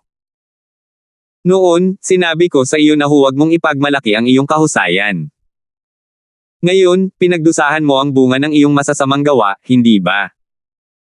Tumawa ng mahina si Mateo, bahagyang ngumiti, at walang sinabi. Nang tumama ang suntok ni Dustless sa bulak, hindi niya napigil ang ikaway ang kanyang balbas at tumitig ng masama habang sinasabi, bata, hindi naman sa tinatakot kita, pero ang kasalukuyan mong kalagayan ay maituturing ng baldado. Hindi naman sa walang paraan, pero para gusto mong ayusin ang banal na dagat, kailangan pa itong maghintay ng 100 taon. Pero nagliwanag ang mga mata ni Mateo at sinabing, mabuti na lang at may paraan. Ano ang kahulugan ng 100 taon? Malamig na ngiti ang sinabi ni Dustless, hey, baliwala lang sa iyo ang 100 taon. Pero hindi makapaghintay ang kaibigan mong yan ng 100 taon. Agad na naging pangit ang ekspresyon ni Mateo, at sinabi niya, Senyor, anong ibig mong sabihin? Hindi kaya ng Soul Suppressing Pearl na mapanatili ang espiritual na kamalayan ni Marie Chris sa loob ng 100 taon.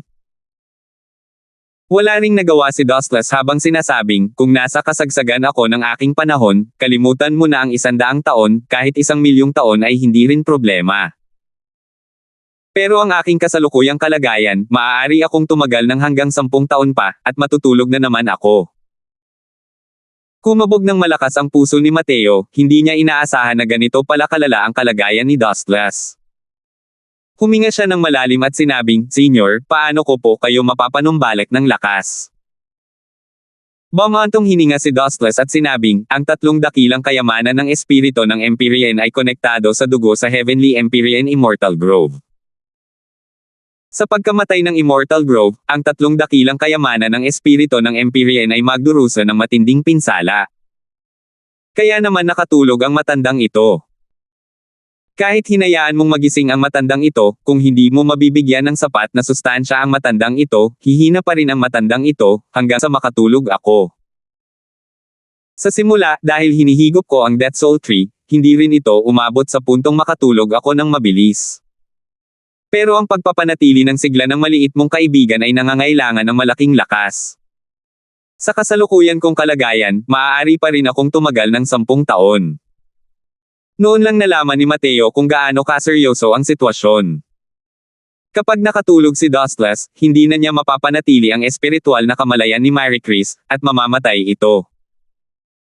Gusto mo bang hayaang patuloy na mapanatili ang perlas na pumipigil sa kaluluwa, na mangangailangan ng walang katapusang supply ng pagkain? Pero sa kalagayan niya ngayon, saan kaya siya pupunta para magbigay ng sustansya? Kailangang hintayin muna ng lahat na makabawi siya ng lakas bago magsalita. Ang 10 taon ay parang isang pitik lang ng daliri sa Heavenspan World. Hindi man lang kayang pataasin ng isang tao ang kanilang cultivation kahit isang bakas lang. Matagal nang alam ni Mateo ang puntong ito.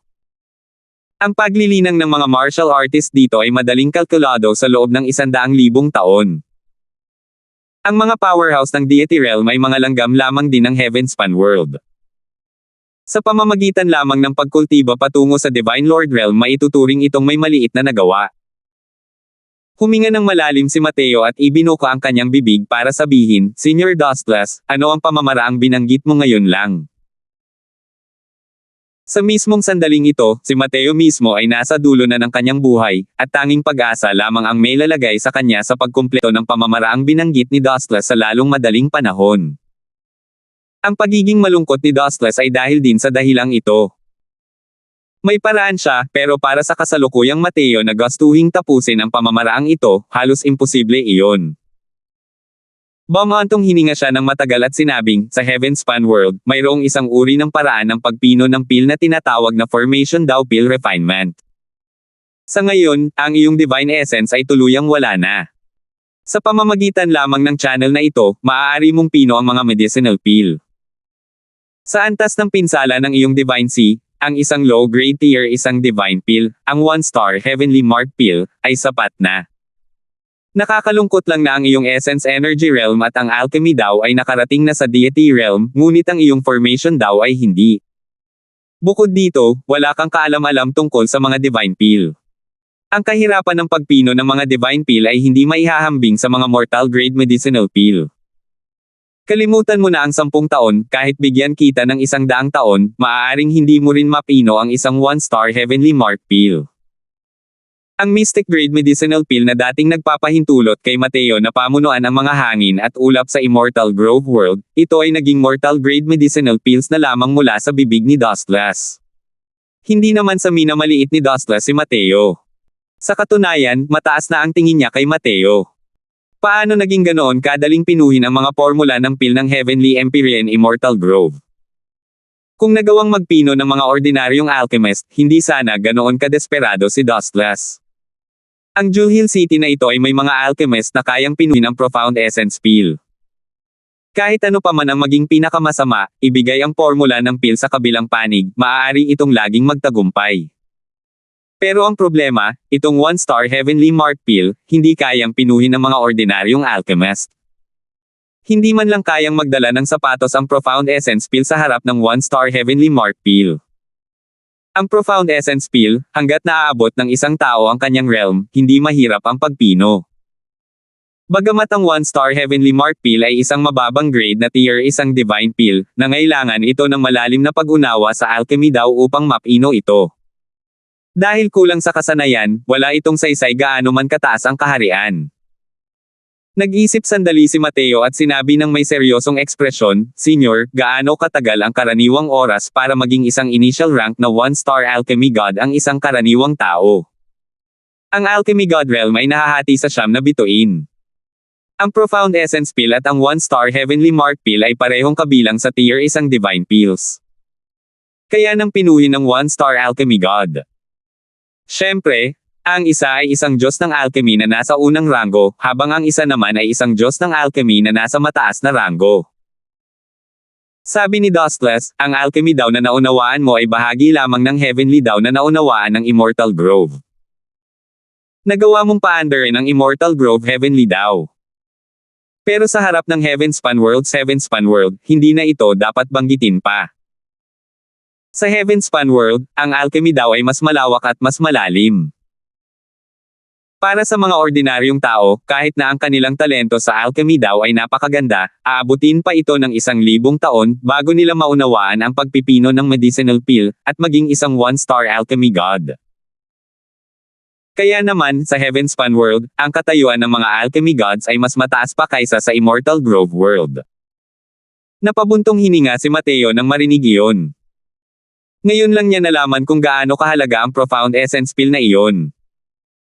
Gumamit lamang si Mateo ng 300 taon para mag-cultivate at maabot ang pinakamataas na antas ng Alchemy Emperor noon. Ngayon, ang pagnanais na mag-cultivate sa initial rank na 1-star Alchemy God ay mangangailangan talaga ng 1,000 taon. Bukod pa rito, ito pa nga ang pinaka-elementary level na initial rank na 1-star Alchemy God. Ang pagpino ng isang 1-star Heavenly Mark Pill, isang ordinaryong initial rank na 1-star Alchemy God, ay tiyak na hindi sapat. Kahit hindi sinabi ni Dustless, naisip ni Mateo na sa kagustuhang maabot ang antas ng pagpino ng isang 1-star Heavenly Mark Pill, malamang ay mangangailangan din ito ng mahigit 2,000 taon.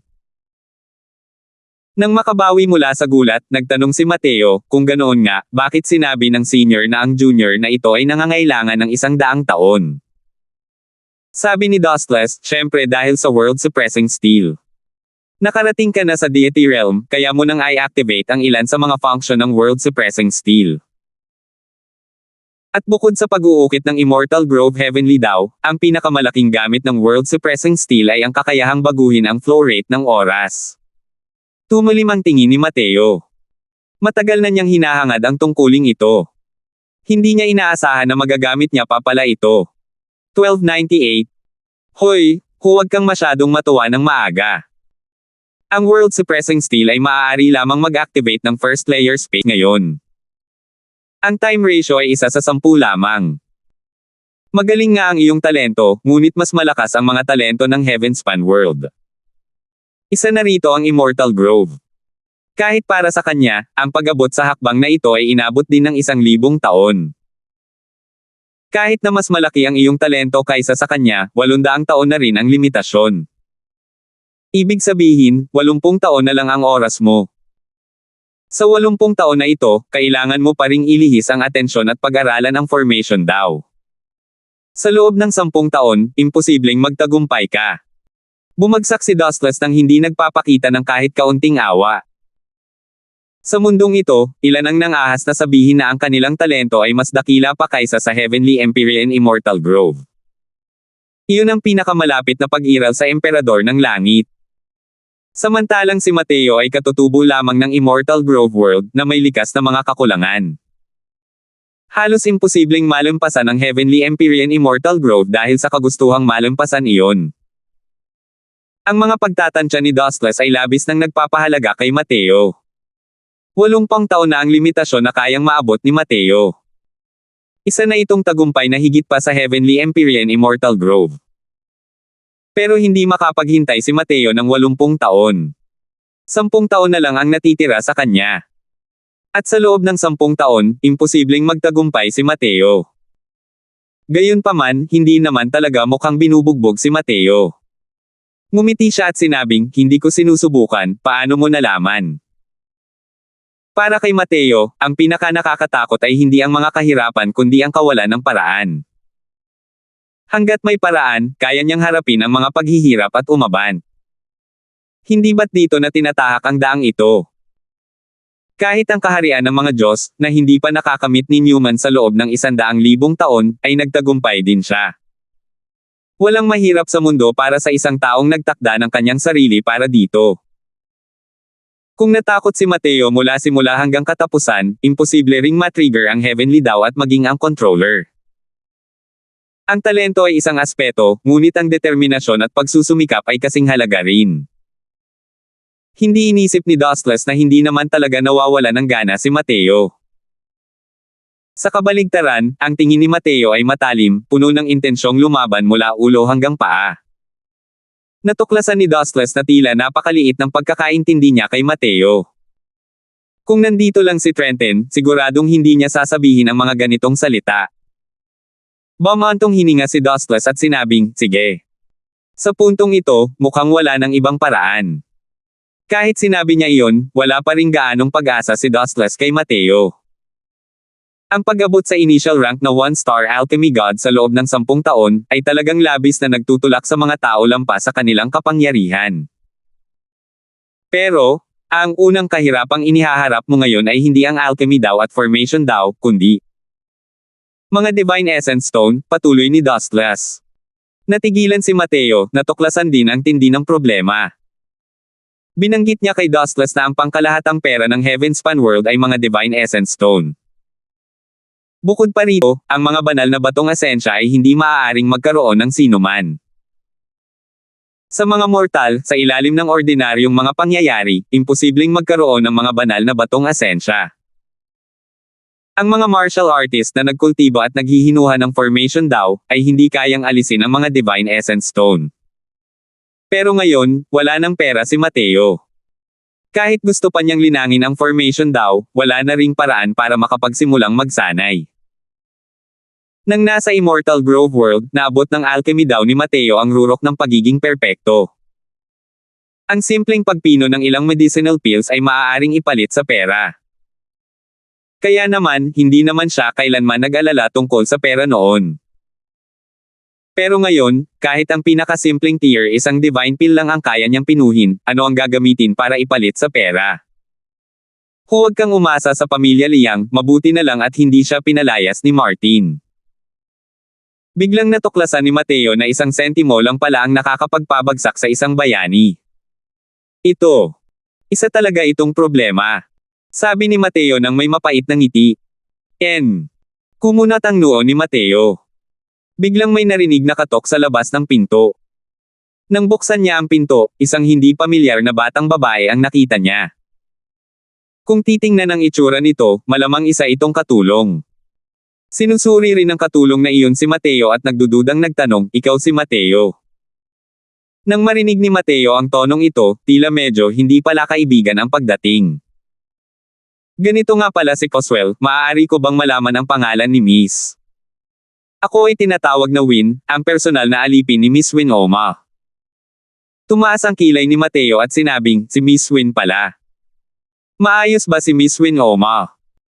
Tumingin si Win kay Mateo at inikat ang kanyang mga mata habang sinasabi, "Nako. Pinalayas na si Miss." Kumunat ang noo ni Mateo at nagtanong, "Anong nangyayari dito? Anong nangyayari? Ang lakas pa ng loob mo para magtanong. Dahil sa iyo kaya nag-ground si Miss ng shoe na yon." Isa pa, tinanggal pa niya ang 3 taon niyang Divine Essence Stones.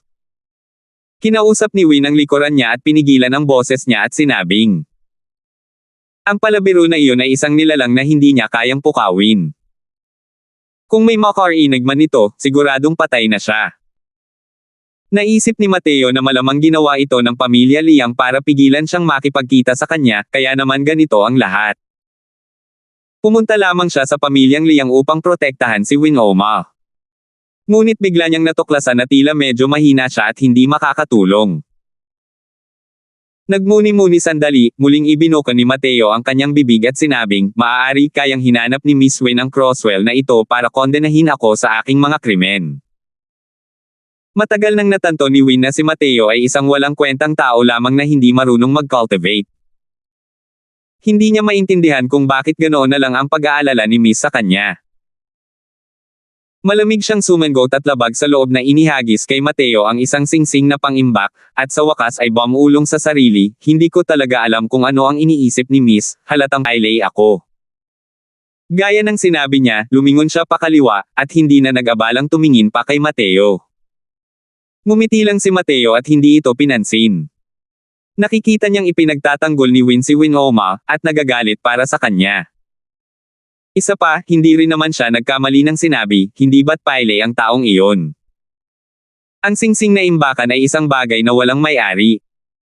Pinalalim ni Mateo ang kanyang banal na sentido at natuklasan na sa loob ng singsing na imbakan, mayroong 100 malagatas na puting bato. Talagang naghahatid ng uling ang babaeng ito sa nyebe, para pa nga ba padalhan ka ng Divine Essence Stone? Gulat na sabi ni Dustless. Natigilan si Mateo at gulat na sinabi, "Ito ba ay mga banal na bato ng asensya? Ang kapal ng espiritual na enerhiya." Hindi pa nakakita si Mateo ng mga Divine Essence Stone. Nang marinig niya ang pagbuntong hininga ni Dustless, sa kanya lang nalaman na ang mga malagatas na puting batong ito ay mga Divine Essence Stone pala. Ang mga Divine Essence Stone ay ibang-iba sa mga Essence Crystal. Kapag hinigop ng mga martial artist ang enerhiya sa loob, maaari nila itong direktang gawing Divine Essence. Hindi makatakas ang cultivation ng mga martial artist ng deity realm mula sa mga Divine Essence Stone.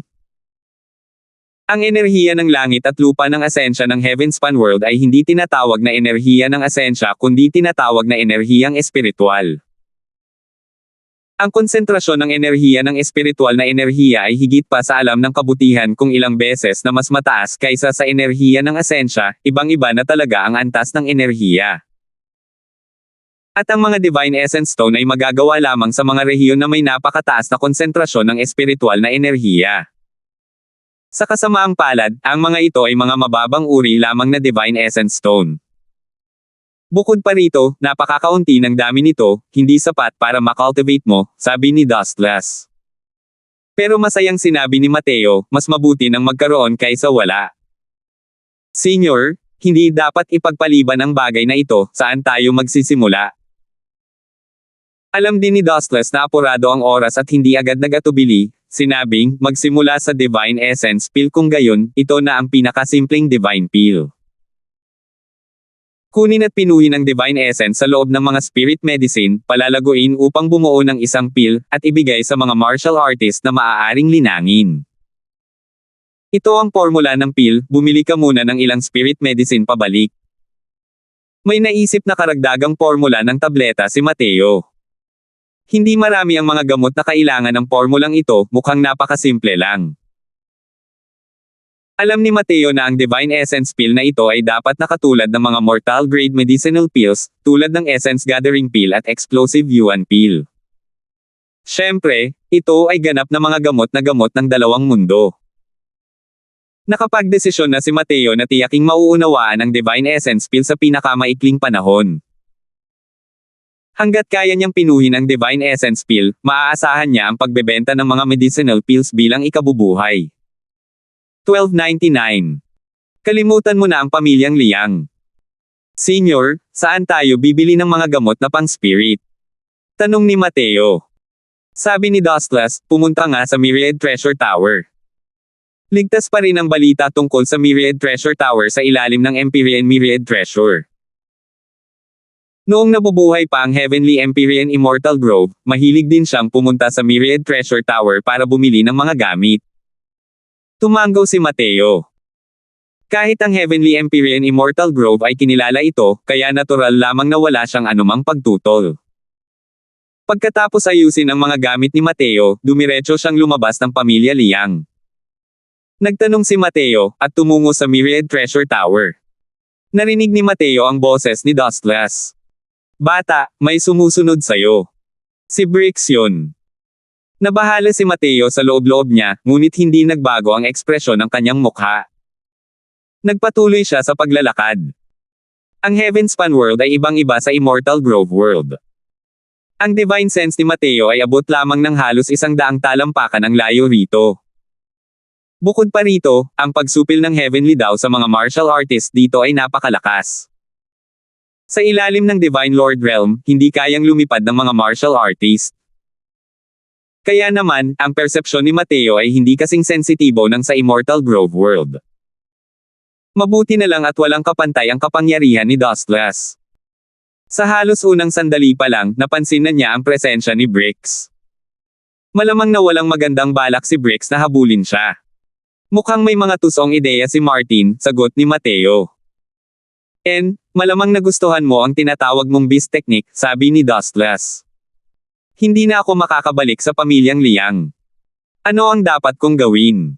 Tanong ni Mateo. Huwag mag-alala. May dala kang Divine Essence Stones, pwede kang pumunta sa Myriad Treasure Tower at umupa ng Cultivation Room, at tumuon sa pag-alam sa Formation daw at Alchemy daw. Gayunpaman, depende ito sa iyong kakayahan sa pag-unawa. Kung hindi mo pa rin kayang pinuhin ang Divine Essence pills bago maubos ang mga Divine Essence Stones, ang maliit mong buhay ay malamang na mahirap pangalagaan, sabi ni Dostlas. Tumaas ang kilay ni Mateo, pero sinabi niya ng may mataas na moral, hey, maituturing ba itong dahilan kung bakit ako napunta sa isang walang kwentang daan? Mukhang wala lang talagang patutunguhan. Isa ng pile si Mateo ngayon. Ang maaaring magpagalaw kay Martin ay marahil ang wala talagang teknik sa pagpapaamo ng halimaw. Hindi ito mahirap hulaan. Mabuti na lang at nakalabas siya sa oras. Kung mas matagal pa, malamang hindi na siya makakalabas ng gate ng pamilya Liang. Binilisan ni Mateo ang kanyang mga hakbang at agad na nakarating sa Myriad Treasure Tower. Sus Mariosep, ang laki naman ng Myriad Treasure Tower. Sa harap niya ay isang kahanga-hanga at maringal na gusali. Mga inukit na berendilia at hagdang marmol, mga bulwagang jade na marangyang pinalamutian, isang engranding kapaligiran, ngunit hindi talaga kaanyuan ng isang baguhan. Hey! Pinatunayan ng Empyrean Myriad Treasure ang kanyang daw gamit ang mga artifact, at siya ang pinakamayamang emperador sa langit sa Heavenspan World na ito. Kahit sa liblib na Jewel City na ito, ang Myriad Treasure Tower ay hindi rin kayang tapatan ng Liang family, ang ganoong klaseng anggas, sabi ni Dostlas. Nakaramdam si Mateo ng matinding pananabik nang marinig niya ito. Ngunit mabilis niyang nalala ang kanyang isipan at pumasok sa Myriad Treasure Tower. Ginoo, ang ating Myriad Treasure Tower ay mayroong lahat ng bagay sa ilalim ng araw. Ano po ang kailangan ninyo? Isang magandang katulong ang lumapit upang salubungin siya. Siya ay tinatawag na Yino, na partikular na responsable sa paggabay sa mga mamimili sa pamimili. Nang makita si Yino, hindi sinasadyang tumalim ang tingin ni Mateo. Ang isang maliit na katulong ay isa palang makapangyarihang deity realm. Tunay ngang pambihira ang Myriad Treasure Tower na ito. Bukod pa rito, dapat ay nakikita siya ni Ino sa isang sulyap. Bagamat may kaunting paghamak sa mga mata niya, naitago ito ng maayos. Hindi man lang maririnig ang kahit kaunting pagkainip sa mga salita niya. Tunay ngang karapat-dapat na maging isang paksayon sa ilalim ng pamumuno ng isang emperador sa langit. Kailangan ko ng 5 galon ng Divine Rain Silk, 8 galon ng Golden Wind Immortal Grass, 6 na galon ng Heavenly Silk Crystal. Naglista si Mateo ng 5 hanggang 6 na uri ng mga gamot para sa banal na espiritu ng sabay-sabay. Bagamat ang mga gamot na ito ay mga gamot para sa banal na espiritu, lahat sila ay para sa mga nagsisimula pa lamang. Hindi napigilan ni Ino ang mamangha ng marinig ang mga ito ngunit agad din siyang nakaramdam ng ginhawa. Ang mga gamot na ito para sa mga espiritu ay pawang mga gamot para sa mga baguhang alchemist. Karaniwang ginagamit ang mga ito para makapagsimula. Ang binatang ito sa harap niya ay walang kahit kaunting bahid ng mga alon ng banal na asensya, malamang isa siyang Pyle. Dapat siyang maging isang lingkod ng isang alchemy godmaster na siyang nag-uutos sa kanya. Sige, Ginoo. Magpapadala ako ng tao para kunin ito kaagad. Mayroon pa ba kayong ibang kailangan? Tanong muli ni Ino. Nagpatuloy si Mateo, gusto kong umupa ng training room. Natigilan si Ino, bumibili ng napakaraming gamot sa espiritu at pumasok sa isang training room para saan. Hindi kaya niya kailangang ibalik ito sa kanyang Panginoon. Paano naging ganito katapang ang isang katulong? Mga hinala ay hinala, nakangiti pa rin si Ino at sinabing, ang mga training room ng ating Myriad Treasure Tower ay nahahati sa langit, lupa, mastiko, dilaw, 4 na ranggo. Ang mga training room ng Heaven Rank ay 1,000 piraso ng mababang uri ng Divine Essence Stone sa isang araw. Ang mga training room ng Earth Rank ay 500 mababang uri ng Divine Essence Stone sa isang araw. Ang mga training room ng Mystic Rank ay 100 mababang uri ng Divine Essence Stone sa isang araw. Ang mga training room ng Yellow Rank ay 10 piraso ng mababang uri ng Divine Essence Stone sa isang araw. Hindi mapigil ang manigas ang mukha ni Mateo. Ang mahal. Ang mahal. Plano niya noong una na umupa ng 10 araw. 100 low-grade Divine Essence Stones ang naubos ng sabay-sabay, habang ang mga Divine Essence Stones na ibinigay sa kanya ni Winoma ay 135 piraso lamang sa kabuuan. Kung ibawas ang gastos sa pagbili ng mga gamot na may kinalaman sa espiritu, ano pa ang maaari niyang linangin? Alam ni Mateo na maayos pa rin ang kakayahan sa pagbili ng mga Divine Essence Stone. Pero ang mga cultivation room sa Myriad Treasure Tower ay talagang napakamahal din. Ito. May mas murang cultivation room ba? Nagtanong si Mateo. Napangiti ng mapait si Mateo sa kanyang puso ng ilang sandali. Hindi niya inaasahan na darating ang araw na siya ay magiging ganito rin kalungkot. Mabuti na lang at bago pa man siya makarating sa Heavenspan World, sapat na ang kanyang mental na paghahanda, at hindi pa ito umabot sa puntong nagkaroon siya ng malaking psikolohikal na pagbaba. Medyo emosyonal na buntong hininga lang ito. Nakaramdam ng paghamak si Ino sa kanyang puso. Walang pera, magkukunwari para saan? Paghamak ay paghamak, ngunit si Ino ay isang napaka-propesyonal na katulong. Ngumiti siya ng bahagya kay Mateo at sinabing, syempre. Mayroon pa rin tayong mga ungraded cultivation room dito, 4 na piraso lamang ng low-grade Divine Essence Stones ang kailangan sa isang araw. Ngunit, ang mga ungraded cultivation room na ito, ang mga epekto ay mas mahina, ang cost-to-performance ratio ay hindi mataas. Gusto ba talaga itong arkilahin ni Ginoo? Nagliwanag ang mga mata ni Mateo. Nag-aalangan lang siyang magtanong, hindi niya inaasahan na mayroon nga pala. Nirerentahan lang niya ang cultivation room para sa pagpino ng mga tableta. Hindi mahalaga kung mabuti o masama. Sa ngayon, wala siyang kwalipikasyon para mag-cultivate. Sige, uupa ako ng 10 araw. May maghahatid sa inyo ng mga gamot na pang-spirit sa cultivation room. Diretsyong sabi ni Mateo. Hindi inaasahan ni Ino na inupahan pala talaga ito ni Mateo. Labis siyang naguguluhan sa mga kilos ni Mateo. Maaari kayang ang binatang ito na kahit walang banal na asensya ay gustong magpino ng mga tableta mismo.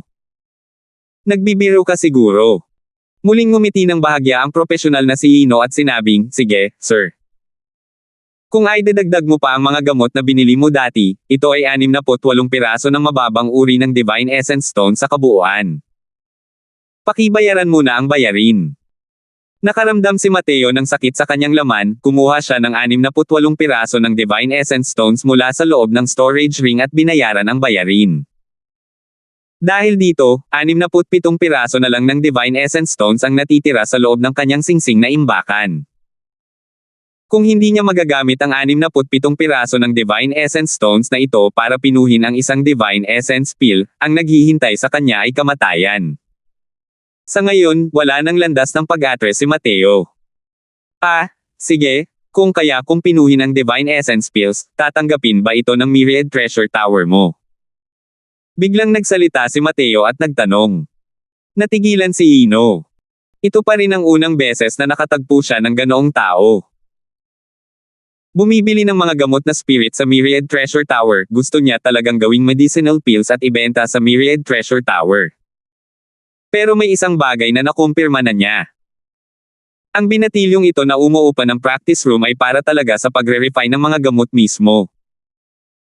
Gayunpaman, isang kabataang wala man lang banal na asensya, anong karapatan niya?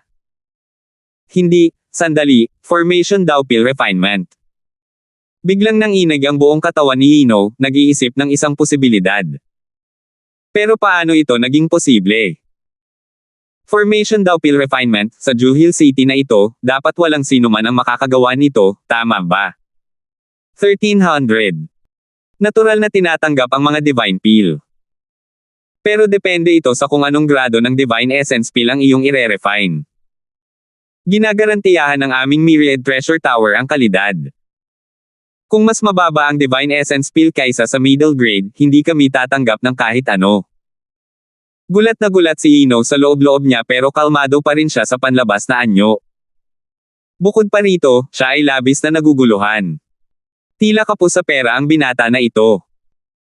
Pero, kung alam niya talaga ang formation daw pill refinement, paano siya magiging mahirap kung hindi man lang niya kayang umupa ng yellow rank cultivation room? Pero hindi alintana ni Mateo ang sinabi ni Ino. Nagtanong siya, magkano ang presyo ng pagbili mo? Hindi naiinip si Ino at sumagot, middle grade Divine Essence Pill, 25 piraso ng low grade Divine Essence Stones.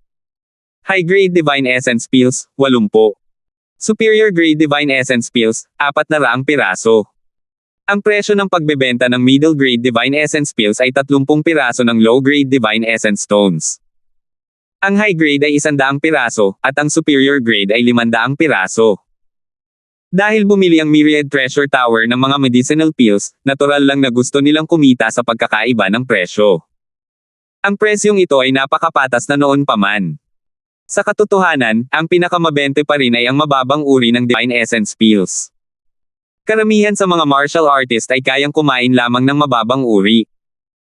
Dahil ang Divine Essence Pills ay mayroong stock medicinal pills na maaaring linangin ng mga martial artist, medyo ayos pa rin ang middle grade. Ang high grade ay mangangailangan ng daan-daang Divine Essence Stones. Hindi talaga ito kayang bilhin ng mga ordinaryong martial artist. Kung tungkol naman sa superior grade na Divine Essence Pills, napakamahal talaga ng presyong iyon. Ngunit ang tinahak ng Myriad Treasure Tower ay ang ruta ng mga dekalidad na produkto. Kaya naman, ang mga mababang kalidad na Divine Essence Pills na hindi umabot sa target ay hindi nila naibenta. Tumango si Mateo at sinabi kay Ino habang nakahawak ang mga kamay, maraming salamat po, binibini. Habang nakatingin sa papalayong likuran ni Mateo, umikot ang magagandang mata ni Ino. Kahit hindi niya inakala na kayang pinuhin ni Mateo ang Divine Essence Pills, nakakuha siya ng interes kay Mateo. Pagkatapos makapasok sa cultivation room, direktang ibinaon ni Mateo ang kanyang divine sense sa world suppressing steel ayon sa pamamaraang sinabi ni Dustless. Biglang lumabo ang kanyang mga mata, direktang pumasok sa isang malagatas na puting espasyo. Natuklasan ni Mateo na ang daloy ng oras dito ay talagang mas mabilis kaysa sa labas ng mundo. Senior, simulan mo na. Huminga ng malalim si Mateo at matalim na tumingin sa kanya. 10 araw lang ang meron siya, nakatumbas ng 100 araw sa loob ng world suppressing steel. Isang 100 araw na oras para magamit upang maging dalubhasa sa formation daw pill refinement, ito ay isang napakahirap na hamon. Wala siyang oras na dapat sayangin. Ito ay halos imposibleng gawain. Sabi ng Dow-defying pill, kung ikukumpara sa mga mortal-grade medicinal pills, mas mataas ang refinement threshold ng mga divine pills. Na-refine mo na dati ang Dow-defying pill. Kahit na hindi ka panipaniwala ang medicinal pill na iyon, sakop pa rin ito ng mga mortal-grade medicinal pills. Mga Divine Rank Spirit Medicines, kahit ang pinakamababang antas ng Divine Rank Spirit Medicines, ang complexity ng mga medicinal properties ay 10,000 beses, o kahit 100,000 beses, o 1,000,000 beses, ng mga mortal-grade spirit medicines. Kaya naman, kung nais mong ma-refine ang mga divine pills, kailangan mo munang maging pamilyar sa mga medicinal properties ng mga Divine Rank Spirit Medicines. Ito ay isang matagal na proseso. Pero 10 pagkakataon lang ang mayroon ka. Ang mga gamot na pang-espirito na binili ni Mateo ay katumbas ng ika-10 ng Setyembre ng Divine Essence Pill sa kabuuan. Nangangahulugan din ito na hindi lamang niya kinailangan gamitin ang ika-10 ng Setyembre ng mga gamot na ito para maging pamilyar sa mga katangiang panggamot, kinailangan pa niya itong gamitin para subukang gawing mas maayos ang mga tableta. Bukod pa rito, kailangan pa niyang magtagumpay sa pagpino ng isang middle-grade Divine Essence Pill. Masyadong malaki ang kahirapang ito. Bumantong hininga si Dustless at sinabing, "Bata, kahit na Heavenly Empyrean Immortal Grove pa yan, imposible ring makumplito ang ganitong pagpipino. Talagang pinahihirapan ka nito." Ngumiti si Mateo at sinabing, "Senior, ang mga madamdaming salitang ito, hindi pa huli ang lahat para maghintay hanggang sa mabaigo si Mateo bago masalita." Naging seryoso ang tingin ni Dustless, at tumango siya, "Sasabihin ko sa iyo ang tungkol sa mga katangiang panggamot ng ilang uri ng mga gamot na ito mula sa banal na ranggo ng espiritu. Kung tungkol sa kung gaano karami ang kaya mong intindihin, depende iyon sa iyong sarili. Una, ito ay ang Divine Rain Silk."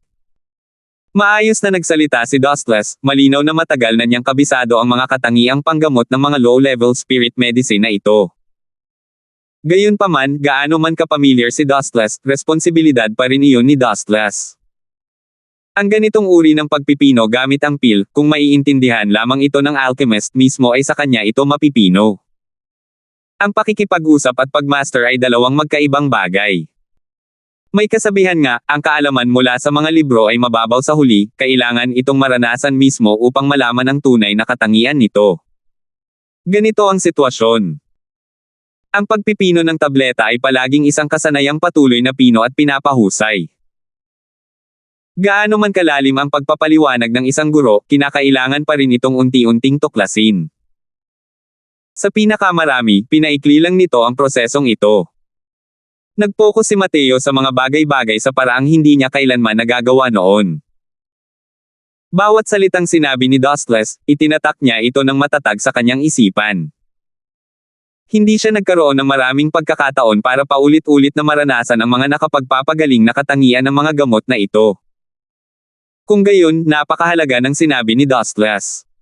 Sa pagpino ng mga divine pills, si Mateo ay isang baguhan. Ngunit sa karanasan sa pagpino ng mga pills, kakaunti ang makakapantay kay Mateo. Kahit pa ang mga pinipino niya ay pawang mga pildores na panggamot na pangmortal. Ang usapang ito ay 10 araw at 10 gabi. 100 araw, 10 bahagi ay nawala sa isang kisap mata.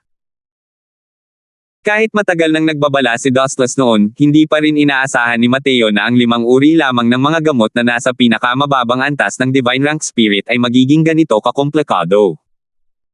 Sa 10 araw na ito, sa dami ng impormasyong isinalaysay ni Dustless, kahit si Mateo ay nagkaroon ng udyok na umatras pagkarinig nito. Nang walang kahit kaunting pagmamalabas, lahat ng uri ng gamot na may kinalaman sa espiritu ay isang encyclopedia. Sa oras na ito, sa wakas ay alam na niya kung bakit ganoon na lang kapesimista si Dustless sa kanya. Sa kabila ng kahirapan ng Divine Essence Pill na ito, hindi ito kayang abutin ng Dow-defying pill kahit pahampasin ang kabayo. Ang pinag-usapan ni Dustless ay ang mga katangiang panggamot pa rin. Ang tunay na proseso ng pagpino ng tableta ay alam na alam kung gaano karaming beses na mas komplikado kaysa rito. Masyado talagang mabigat ang 100 araw. Hey, bata, alam mo ba ang hirap ng pagpino ng mga divine pills, di ba? Ngayon, tiwala ka pa rin ba? Hindi napigilan ni Dostles ang pang-aasar nang makita ang ekspresyon ni Mateo. Napangiti ng mapait si Mateo nang marinig iyon at sinabing, ang hirap talaga ay mas malaki kaysa sa inaakala ko. Pero, ganito pa rin ang pangungusap, wala na akong malalabasan. Dahil ganoon nga, haharapin ko ang mga paghihirap. Pagkatapos magsalita, dahan-daang ipinikit ni Mateo ang kanyang mga mata, at sinimulang tunawin ang kanyang mga natutunan sa loob ng 10 araw na ito. Napakaraming impormasyon ang kinailangan niyang unti-unting unawain at intindihin. Wala siyang mga kondisyon para paulit-ulit na mag-eksperimento. Maaari lamang niyang gawin ang kanyang takdang aralin ng maaga.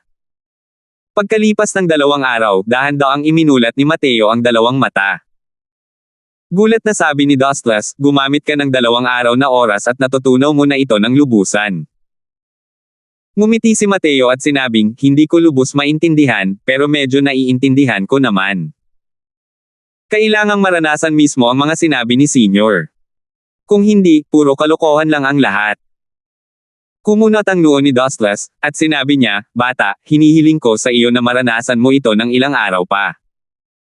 Nasira ang iyong banal na dagat. Pagkatapos mong lunukan ang mga gamot na ito, ang mga katangiang panggamot ay mabilis na maglalaho. Ang oras na natitira para sa iyo ay 10 bahagi na lamang, o kahit 100 ng mga ordinaryong martial artist. Tumanggaw si Mateo at sinabing, syempre alam ko ito. Pero para mapatunayan ang mga katangiang panggamot, mas mainam pa rin na maranasan ito mismo. Pagkatapos magsalita, hindi na nagatubili pa si Mateo, direktang kinuha ang 1 bahagi ng Divine Rain Silk at sinimulan itong nguyain ng paunti-unti. Sa oras na ito, sa labas ng Myriad Treasure Tower, si Brix at ang gwardya ng isa pang pamilyang Liang ay naiinip na sa paghihintay. Bakit hindi pa lumalabas ang punk na yan pagkatapos pumasok sa Myriad Treasure Tower? Tanong ng bantay ng pamilya. Nag-isip sandali si Brix at sinabing, hindi naman sana siya. Papasok sa cultivation room, di ba? Natigilan ng gwardya ng pamilya at napahadjejek, cultivation room. Isang pile, para saan pumasok sa cultivation room? Hindi ba't paghuhubad lang ito ng pantalon para maglabas ng utot, isang hindi kinakailangang hakbang? Naramdaman din ni Brix na hindi ito malamang. Pero kung mananatili pa rin si Mateo hanggang ngayon, ano pa kaya ang dahilan nito bukod sa pagpasok pa rin niya sa mga cultivation room? Kakaiba ang batang ito, huwag nating pabayaan ang ating pagbabantay. Ano man ang mangyari, mas makabubuti kung bantayan natin siya ng mabuti. Kung hindi siya lalabas, hihintayin natin siyang lumabas. Sabi ni Brix. Salamat po at sinamahan ninyo ako, ingat lagi mga master.